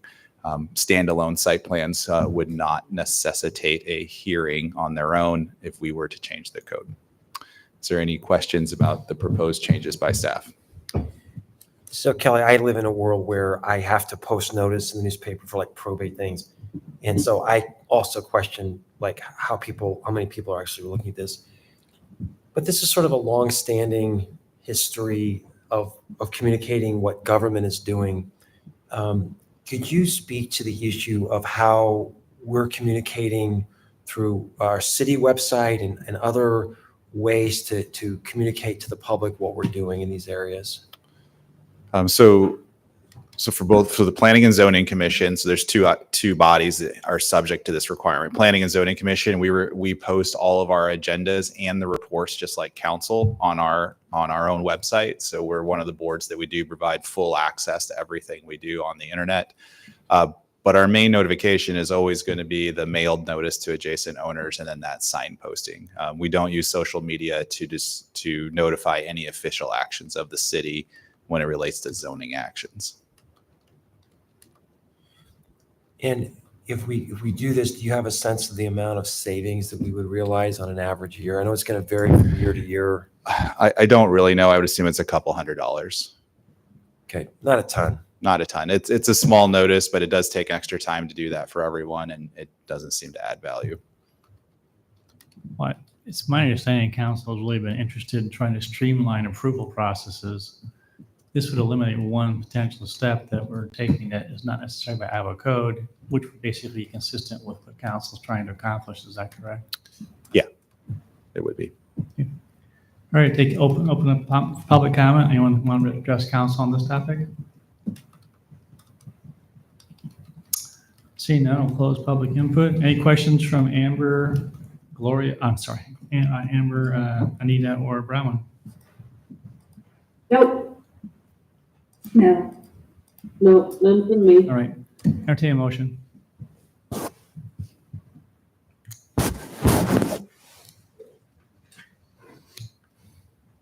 Is there a motion? I'll move alternative one. Thank you. Second. Second.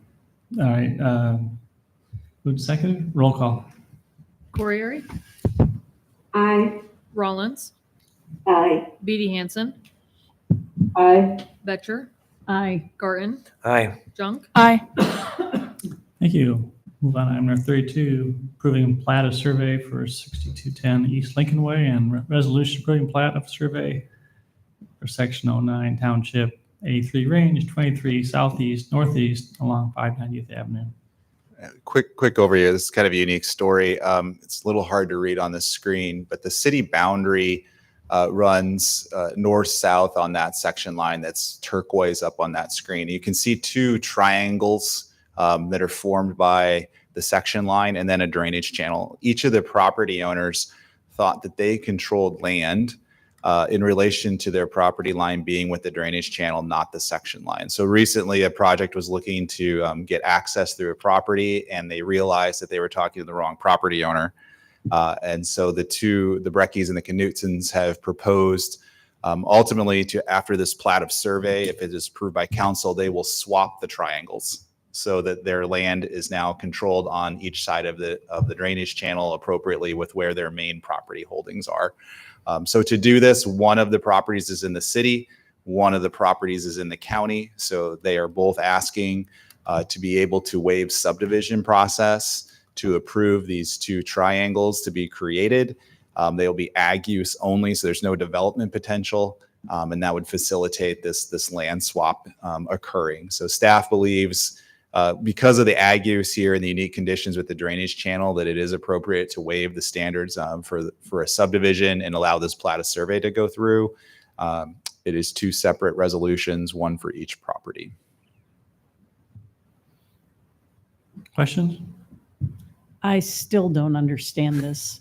And mostly because when I look at this, it looks to me like the one property to the north is all to the west of the city boundary, and the property to the south is all to the east of the city boundary. So I don't understand how those wedges ended up where they are. Yeah, it's about the drainage channel. So like on this piece, if I can get my arrow to move here, the drainage channel runs at this diagonal right through here. So this triangle will get created. It will stay in the city, but this landowner will buy it. So then they have access to the east of the drainage channel to all of the property. And they had thought they had already controlled that. And then the same story happens to the south, where this piece gets carved off, and then it will be back this way to the other property owner. Okay, it makes sense now because I've just realized that those squares the sections are not in isolation, and that they're actually part of larger fields that are running north-south. And okay, makes sense. I get it. Okay. And it is odd. It is unusual, yes. All right. Is there open up public comment? Anyone want to address council on this topic? Seeing none, close public comment. Is there you want 2 separate resolution motions, is that correct? Yes, please. All right. Move alternative 1A. Thank you. Is there a second? Second. Thank you. Roll call. Rollins, Aye. Beatty Hansen, Aye. Betcher, Aye. Garten, Aye. Junk, Aye. Corriere. Aye. Is there a motion on item 1B? Move alternative 1B. Second. Roll call. Beatty Hansen, Aye. Betcher, Aye. Garten, Aye. Junk, Aye. Corriere, Aye. Rollins, Aye. Thank you. All right, move on to item 33, resolution to amend the Iowa State University Research Park Development Agreement to allow residential use tax classification. I'm just here for questions. Any questions for Kelly on this one? Questions from Anita or Amber or Brown? Nope. Okay. No, seems straightforward. Thanks. Any questions here? Open public comment. Is there anyone that wants to address council on this topic? Seeing none, we'll close public input. Entertain motion. Move alternative 1. Second. Thank you. Roll call. Betcher, Aye. Garten, Aye. Junk, Aye. Corriere, Aye. Rollins, Aye. Beatty Hansen, Aye. Got them all? Very good. Item 34, conservation subdivision ordinance changes and stormwater modeling follow-up. Kelly? So as you just announced, we have reviewed this material with you back in October. I don't intend to go back over it, but I'm happy to answer any questions. You had asked us to model, we had a consultant here, model changes to the conservation ordinance. You tabled the item to allow for Hunziker companies to have a deeper look at this and see how it affected one of their project sites known as Auburn Trail. In correspondence, they are in favor of moving ahead with the conservation ordinance. They did not say that all of their development issues were solved by this, but it was able to increase some yield off of their property. And as I had noted previously, we had talked to the Hayden's Preserve Development Group, which is also off of Hyde and 190th Street, and they're in favor of these changes as well. So staff presented a number of options in the report. We're in favor of option 1, which is to take a package of changes, notably to remove the 80% of lots along open space requirement, and then to reduce the mandatory set-aside percentage as well, to create more usable land within these conservation subdivisions. The new language is not presented tonight. We would have to go through a text amendment process once we have direction from council, and you'll see the precise language at a later date.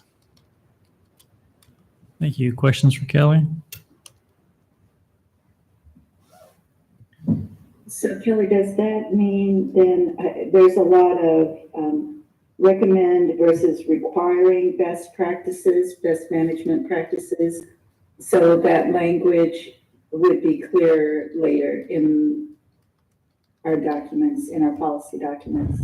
Correct. So just to, I believe, Anita, what you're talking about is we alluded to in that study that the consultant indicated that certain best management practices may be more beneficial to us to manage the issues in the Ada Hayden watershed than maybe citywide, and that we could focus on those as preferences within the conservation ordinance. And yes, we will have that type of language in the actual text amendment. Kelly, do we? Thank you. Go ahead, Tim. Kelly, do we have a sense of the number of additional lots that can be created in light of these changes? It's going to vary a lot. I think Hunziker companies saw, I think I didn't see the plan, but I think about 9 to 10 lots out of 150 to 170 lots. I don't remember the exact scope. I think we estimated about a 10 to 15% usable land increase for each site by these changes, because each of the set asides isn't fully usable once you make them in developable area. So it wasn't like a 100% usable every single time. So there was a small density bump expected from each of these. That's what the modeling was trying to identify for us, any potential impacts of the increased development densities. So there's a compromise that's going on here. And so we have some greater flexibility on our requirements, and it gives additional buildable lots. And for those who are concerned about the other side of the equation, you're confident that there's not going to be a material decline in the conservation benefit that we're giving up. Yeah, I think that was the whole purpose of the overview in October, was the consultant's quantitative analysis says, yes, there's going to be more runoff. There's because of more development, but because of the controls that do exist for mandatory treatment and detention measures, and there is a controlled release rate at the end of that process. Relying on that controlled release rate, our consultant felt that the system could accommodate the increased runoff without a significant impact to the quality of water that left the site and then made it eventually into Ada Hayden. That was the general conclusion from our consultant. And I appreciate that. This is difficult stuff, and it only reinforces, I think, the value of us reaching out to a consultant and having, this is an important asset for the community. And I just applaud you and your staff for helping us make a data-driven decision. So I feel really good about what we're doing tonight because of that work. All right, open public input. Does anyone want to address council on this topic tonight? Justin? Thank you for participating, looking at this too, and we appreciate your feedback. So please go ahead. Absolutely. Justin Dodge, Hunziker Companies, 105 South 16th Street. Appreciate all the efforts and certainly your support in making these modifications to the Conservation Subdivision Ordinance. We did correspond with Kelly as soon as we got through some analysis. We did see an increase in lots, as Kelly indicated, not quite near what makes this project a go for us. The fact that this project, well, Auburn Trail for us, which has nothing to do with, in the circumstances have nothing to do with the ordinance. And that's what we wanted to communicate back. So Auburn Trail in particular has, I think it's almost $2.5 million in offsite expenses before we get to the farm, in between helping to pay for Hyde Avenue, sanitary sewer connection fees, water connection fees, Xenia Rural Water buyout, turn lanes, stoplights on Bloomington and Hyde. And so those are the things that we were trying to overcome. And like I said, we were able to gain additional lots with the proposed changes. So certainly appreciate that. But we are continuing to look at other ways to make Auburn Trail a go. So anyway. But as I said before, appreciate you guys looking at this ordinance and appreciate all the efforts that staff had in reviewing this ordinance. Thanks, Justin. Thank you. Taylor, you raised your hand. Oh, and then we'll get to you, Jerry. But go ahead, Taylor.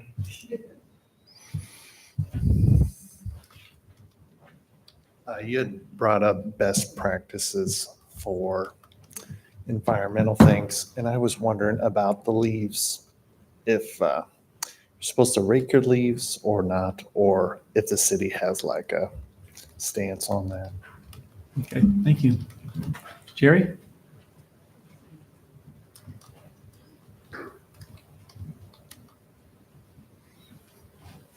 Jerry Neal, 916 Ridgewood. I'm newly on the Ava Hayden board.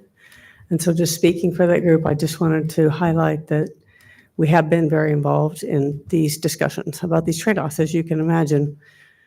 Very concerned about how much functionality can be retained, especially since we know that there's going to be a lot more increasing rainfall events and those sorts of things.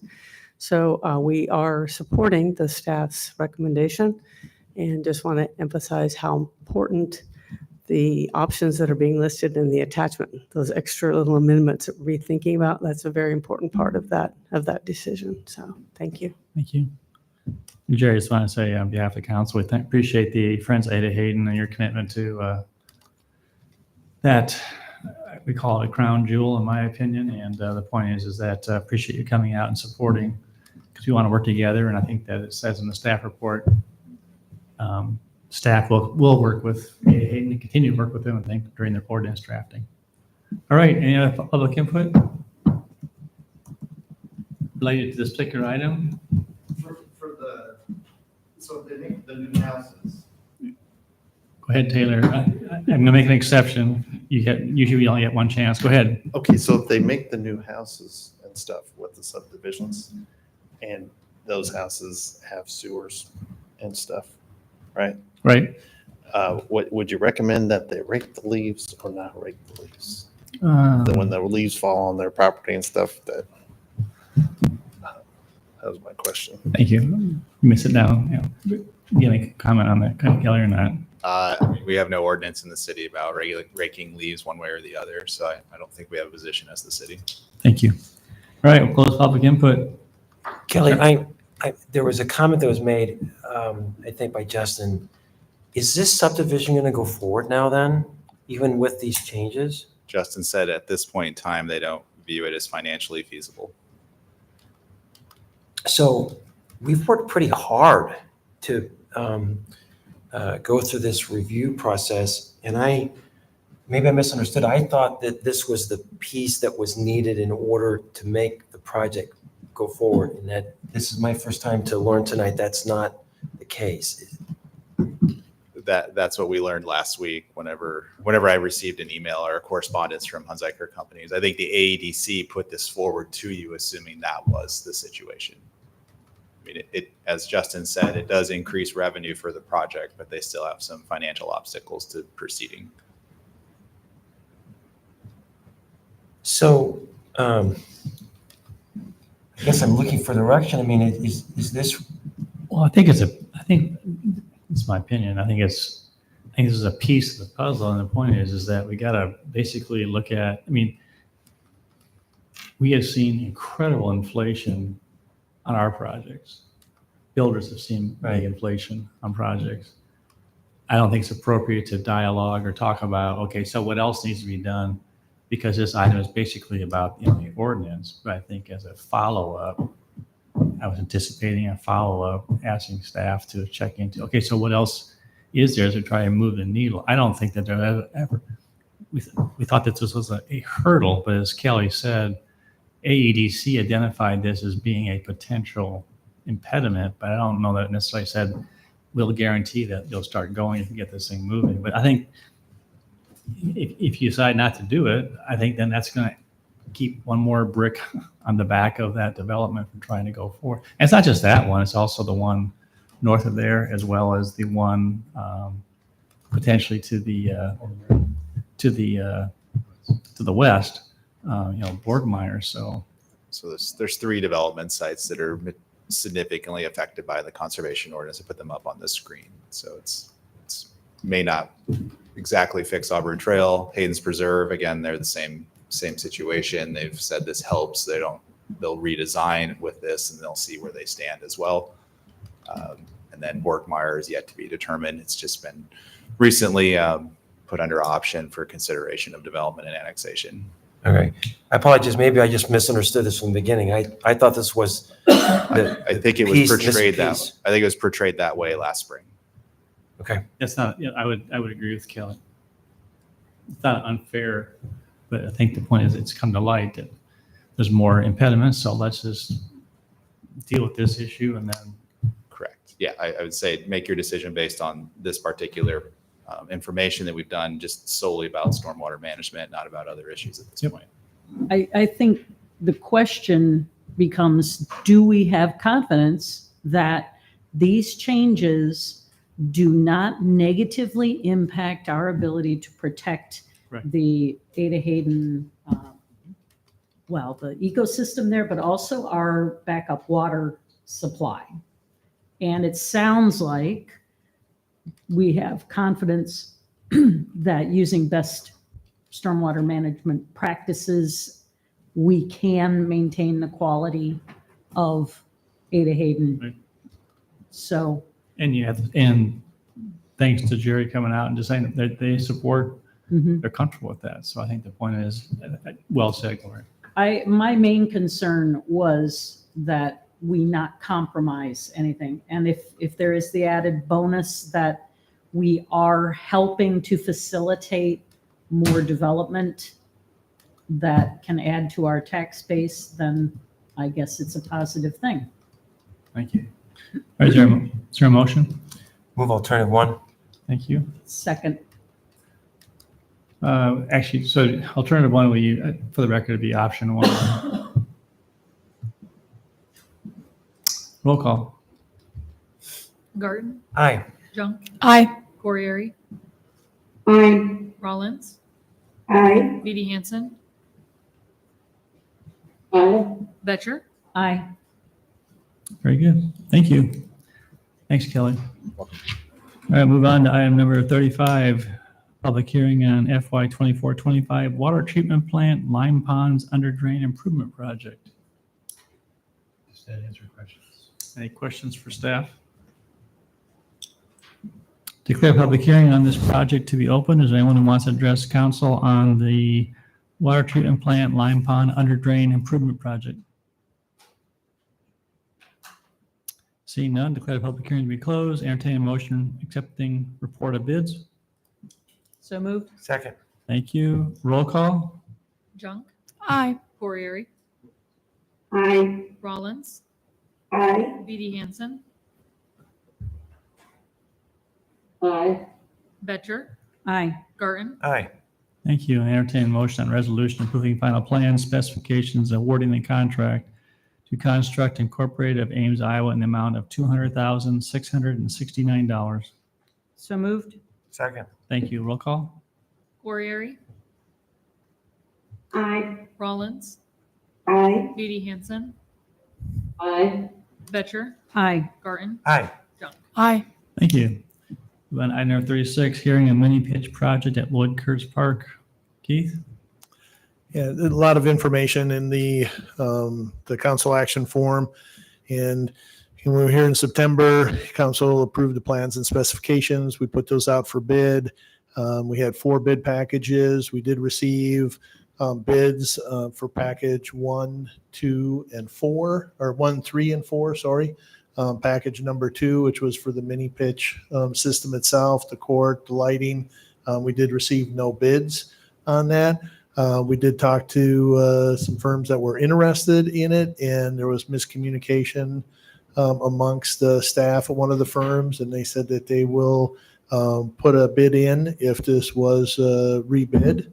So with it, what we're doing or asking council to do tonight is just accept a report of bids, direct staff to rebid package number 2, and then approve plans and specifications for bid package number 2 so we can put it back out. We would bring back the total package to council on December 10th at that meeting. Thank you. Questions? I don't have a question, but I do have a concern. I think Bronwyn brought this up at the last meeting when we discussed this. And this project has just ballooned in cost. When I looked back at the initial estimates, I think we could have gotten too many pitches for the price that we see as the estimate now. And I just don't know that I'm in for that amount. And we have an opportunity to stop the process now and then in the future look at raising funds to add a mini pitch. But it is just, it's one of those instances where a project that sounds good at 175,000 does not sound nearly as good at 360,000. Yeah. So one of the things, at the last meeting, Tim did ask about, opportunities to still fundraise. We are working on that. Hope to bring that information back at the 10th as well. So one of the things in the engineer's estimate for the mini pitch is 154,000 or 150,000. Initially, we were told, by Musco firm that it maybe be 104,000. So I think what we really need to do, or what we should do, obviously council makes the decisions, but I think staff's recommendation would be to rebid package 2, see what we can get from, if anything, from sponsorships and so on for the additional funding, and then we can bring that total package back to council on December 10th and then make the decision at that time. I guess that sounds relatively reasonable. My main concern is that with every vote, we get further down the path and it becomes harder to say no. On the other hand, if we do want to do this in the future, it's probably good to know what the package would be at this point. Okay. I think Gloria raises some interesting points, Keith. We don't have this asset in our portfolio of our park system now. So it's a little difficult for us to do evaluation of this. So we think about it like we're asked to do a cost benefit analysis. Could you give us briefly a sense of how this amenity would fit into the portfolio of Parks and Rec assets? And could you just give us a sense of, because I'm not being dismissive of Gloria's point. I appreciate the fact that she's sensitive to the budget. I'm with her on that. Could you speak to that? Yeah. So like you said, it is something that we don't have in the park system right now. It is something that a lot of other communities within Iowa have done. And a lot of those communities, once they put in one, they put in 2, sometimes 3, sometimes 4. So I think that speaks, without, I think we have to look at what other communities are doing.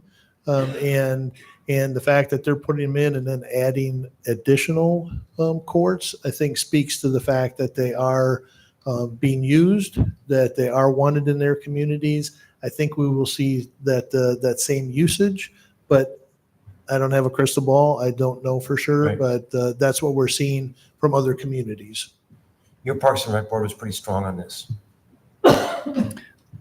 Yeah, you mean the commission? Yeah, I'm sorry, yes. Yes. Yeah, the Parks and Recreation Commission is for this. Would like to see it in the park system. Okay, thanks. Yep. Any questions or comments from Amber, Brahman, or Anita? Nope. No, I think seeing what we find out on December 10th will be helpful. Thank you. Brahman? No, me, thank you. Thank you. All right, declare a public hearing on the mini pitch project at Lloyd Kurtz Park, 3710 Hyde Avenue to be open. Is there anyone who wants to address council on this topic? Seeing and hearing now, declare a public hearing to be closed. Is there a motion on one of the alternatives? I'll move alternative 1. Thank you. Is there a second? Second. All right, seconded. All right. Roll call, please. Rollins, Aye. Beatty Hansen, Aye. Betcher, Aye. Garten, Aye. Junk, Aye. Orieri. Aye. Thank you. Thank you. Thank you, Keith. All right, move on to item number 37, hearing on Ames City Hall interior updates phase 2. Any questions for Corey on this? Hearing none, declare the public hearing on the Ames City Hall interior updates phase 2 to be open. Is anyone who wants to address council on this?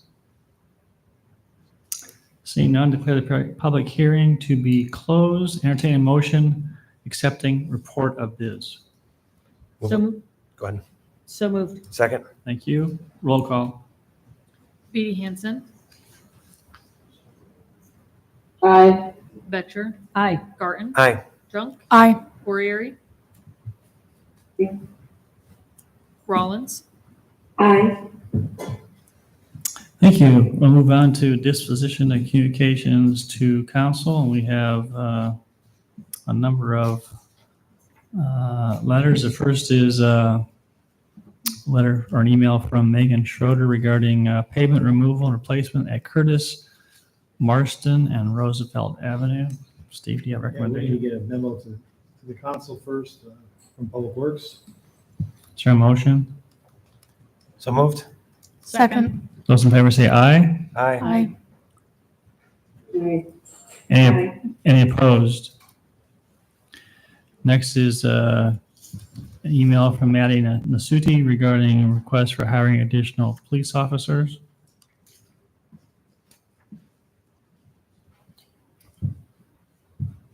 Here. I would be thanking for the communication. All right. I'll thank you. second. All right, moved and seconded. Those in favor say aye. Aye. Any opposed? I don't know if you would want to perhaps ask Maddie what pronouns you might use when referring to them. I think they might have an opinion on that. Okay. I just mean for the mayor if someone responds. Thank you, Bronwyn. And there's no indication on their email, but I think I'll take your advisement. Thank you. Those in favor of the motion, please indicate by saying aye. Aye. Aye. Aye. Any opposed? Carried. All right. Number 3 is a email from Merlin Hancock regarding the Furniture Mart, which I referred to in the public comment. So there's no action to take on that. Next is an email from Travis Tolliver regarding the 4th of July parade review. I would move that we have staff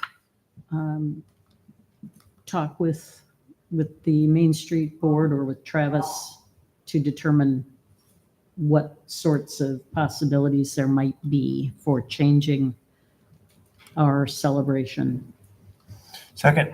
Report back to you. and report back to us. Second. Those in favor say aye. Aye. Aye. Any opposed? Carried. All right, next is a memo regarding, from Rich Higgins regarding the occupancy at 3415 Emerald Drive, That was just for informational purposes. and then rental housing occupancy standards. It was for a response to a request for the latest information, so no action. And also one from him regarding vacant and abandoned structures. Unless you want to take action on that one. I would move that we have this put into a council workshop at a future date. Abandoned structure. For discussion, yeah, the abandoned structures. Workshop. I'll second. Okay, those in favor of the motion, please say aye. Aye. Aye. Any opposed? Carried. Next is request for crosswalk at Lincoln Way and Wilmouth from Abby Owusu. Move that we refer this to staff. Yeah, traffic engineer, I'm not sure she wants a Crosswalk across Lincoln Way, that's no. I think we had this request made a few years ago and Across Lincoln Way? that, yeah. And I don't remember what was done at that point. Yeah, let's get a memo from the traffic engineer. He'll contact her too, probably. Move for a memo. Second. Those in favor say aye. Aye. Opposed? Carried. Next is Kelly Renaissance Fair text amendment request. Is there any interest in that or not? This would be for all. We don't have a memo yet, do we? Yeah, we do. That's a tax. That's the memo. Oh, That's what you want to put on the agenda. I move we put this on a future agenda. Second. Those in favor say aye. Aye. Aye. Any opposed? And last is a request for an all-way stop at intersection Ada Hayden Road and the McFarland Avenue is a response to a request from constituent. I would move we put this on a future agenda. Is there a second? Second. I did ask Steve, is it just a matter of adding 2 stop signs? And Seems like it. if that's the case, is there a reason to put it on an agenda? Could it not just be directing staff, even though it doesn't show that it's needed? Can we make that kind of You decision? have to ask Mark. It's not on the agenda. All right, future agenda, it is. All right, those in favor say aye. Aye. Any opposed? Is this the one that we had like a bunch of people sending a petition for? Yes. So do we have a point of contact for that group just to make sure they know this is going to be on the agenda? Yes. Would you make sure that actually you and I can chat afterwards, but it's a very good point. Yep. Actually, it's a number of these when they're going to be on a future agenda. We're trying to get a process put in place. Grace and Carly are doing a great job, and so is Renee, but basically letting them know the next day, what's transpired, not saying that there's going to, and then when it does come up, letting them know that's going to be on the agenda so they have some heads up. Yeah, thanks for that. Just customer service. All right, next report of governing bodies. Any report from Discover Ames?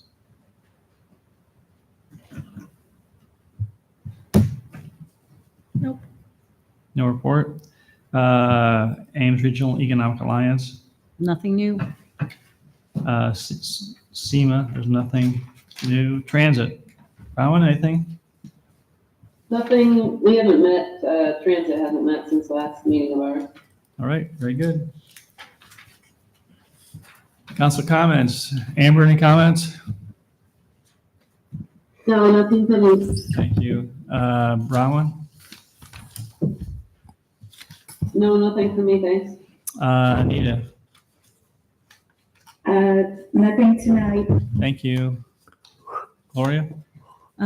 Jerry Neal mentioned a couple of things that the Ames Climate Action Team had identified as concerns or gaps, and I just want to make sure that that information gets communicated to Nolan and to his team. And I don't know how that happens. I mean, are they going to be checking in on what was done after that interval?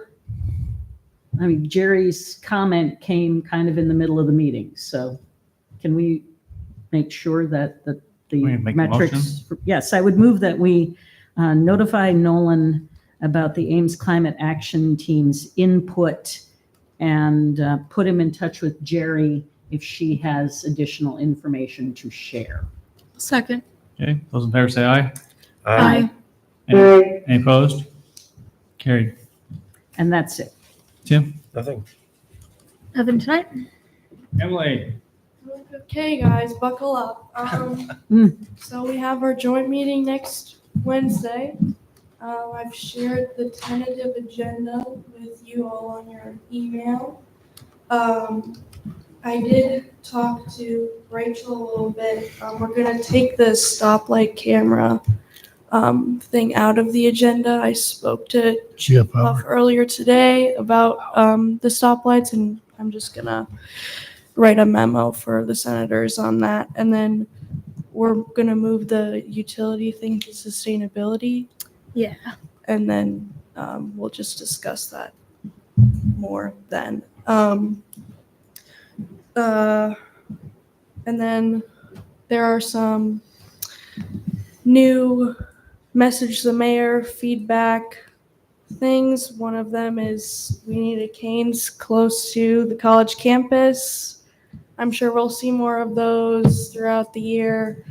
And then another thing was someone suggested that more apartments be built along the borders of Ames. I think that kind of connects to item 33 today with the Research Park residential stuff. And then we talked a little bit later on about the residential stuff near Ada Hayden. So I'll get back to them on that, saying that that's kind of something. Could you clarify? I misunderstood. What's the proposal about building more apartments where?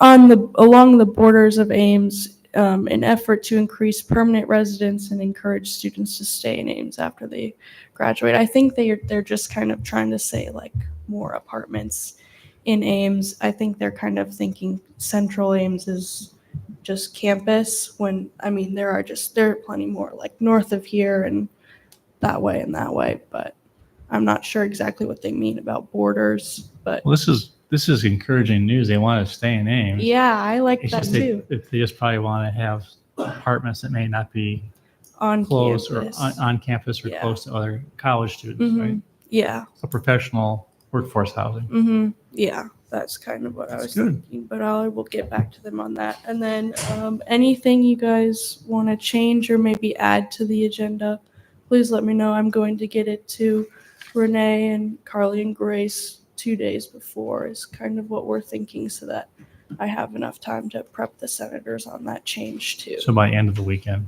Yeah, end of the weekend. Emily, can you explain what electrical bill changes refers to? Yeah, that was kind of talking about how we talked earlier in the year about switching to a time of use thing. I think there are going to be some questions about what the timeline is for that and how that affects like the students' utility bills and all that, and just what we're looking at for a timeline and how that's going to be. That's kind of what they're looking at there, because I mentioned that we talked about that a little while ago, but I know we're not quite jumping on that for a little while. We can probably do some research with Don.com and get some information ahead of time too. So. And parking violation increases, is that specifically about game day parking? Yeah, that they just kind of, I think they'll want to know like, how are they going to know which events? Because I think we switched it to event parking. How will they know which events apply? And then how that will be communicated. And then what's the criteria for those events also? I appreciate these in advance because then we can do a little research and have answers from the appropriate staff people. Yeah, sorry, but that's so No, long, guys. no, it's all right. And by the way, what time is this meeting? 5 p.m. in the Memorial Union Sunroom. How long is it going to go for? I told them that we get you for 2 hours, so Ooh. 5 to 7. And if we cut off earlier, that's perfectly fine with me also. All right. Very good. Thanks for organizing that. All right. I just want to publicly thank Tim for your leadership on the Ames Patriotic Council. Fantastic Veterans Day program yesterday, and happened to see the school superintendent today and commended him on the Ames choral group that came and sang, and the band, the speaker, everything was just fantastic. Good job. And it was an outstanding program from 11 to about 11:45. Not too long, not too short. And I think that hopefully veterans feel very appreciated. That main speaker, Madison Liz, just knocked the ball out of the park. She was terrific. Yeah. Anyway, all right. With that, Mark, does council have justification to go into closed session? Yes, you do. In fact, there are two issues to discuss in closed sessions. There are two Iowa code provisions that apply, one to one issue and one to the other issue. First, Iowa Code Section 21.51C allows the council to go into closed session to discuss matters that are presently in litigation. And then Iowa Code Section 21.51J allows the council to go into closed session to discuss the purchase of real estate, potential purchase of real estate. So those are two issues that need to be discussed. I just want to emphasize that the Iowa Code does not require that we hold separate closed sessions for two different things. So we're combining them in one closed session, but two different issues. So yes, you do have the authority to go into closed session. Thank you. Is there a motion to go into closed session? Move to go into closed session. Second. Thank you. Roll call. Betcher. Aye. Garten. Aye. Junk. Aye. Corriere. Aye. Rollins. Aye. Beatty Hansen. Aye. All right. Very good. All right, guys. Thank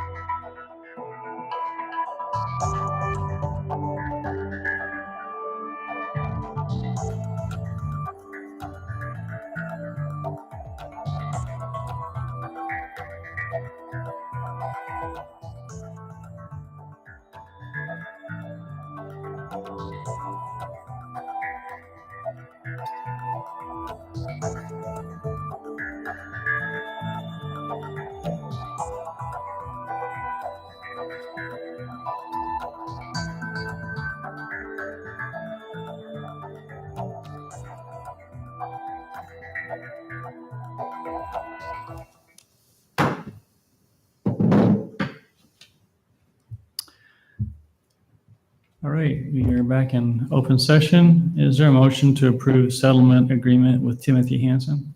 So moved. Second. Roll call. Garten, Aye. Junk, Aye. Corriere, Aye. Rollins, Aye. Beatty Hansen, Aye. Betcher, Aye. And secondly, is there a motion to pursue real estate option that was discussed during closed session? So moved. Second. Roll call.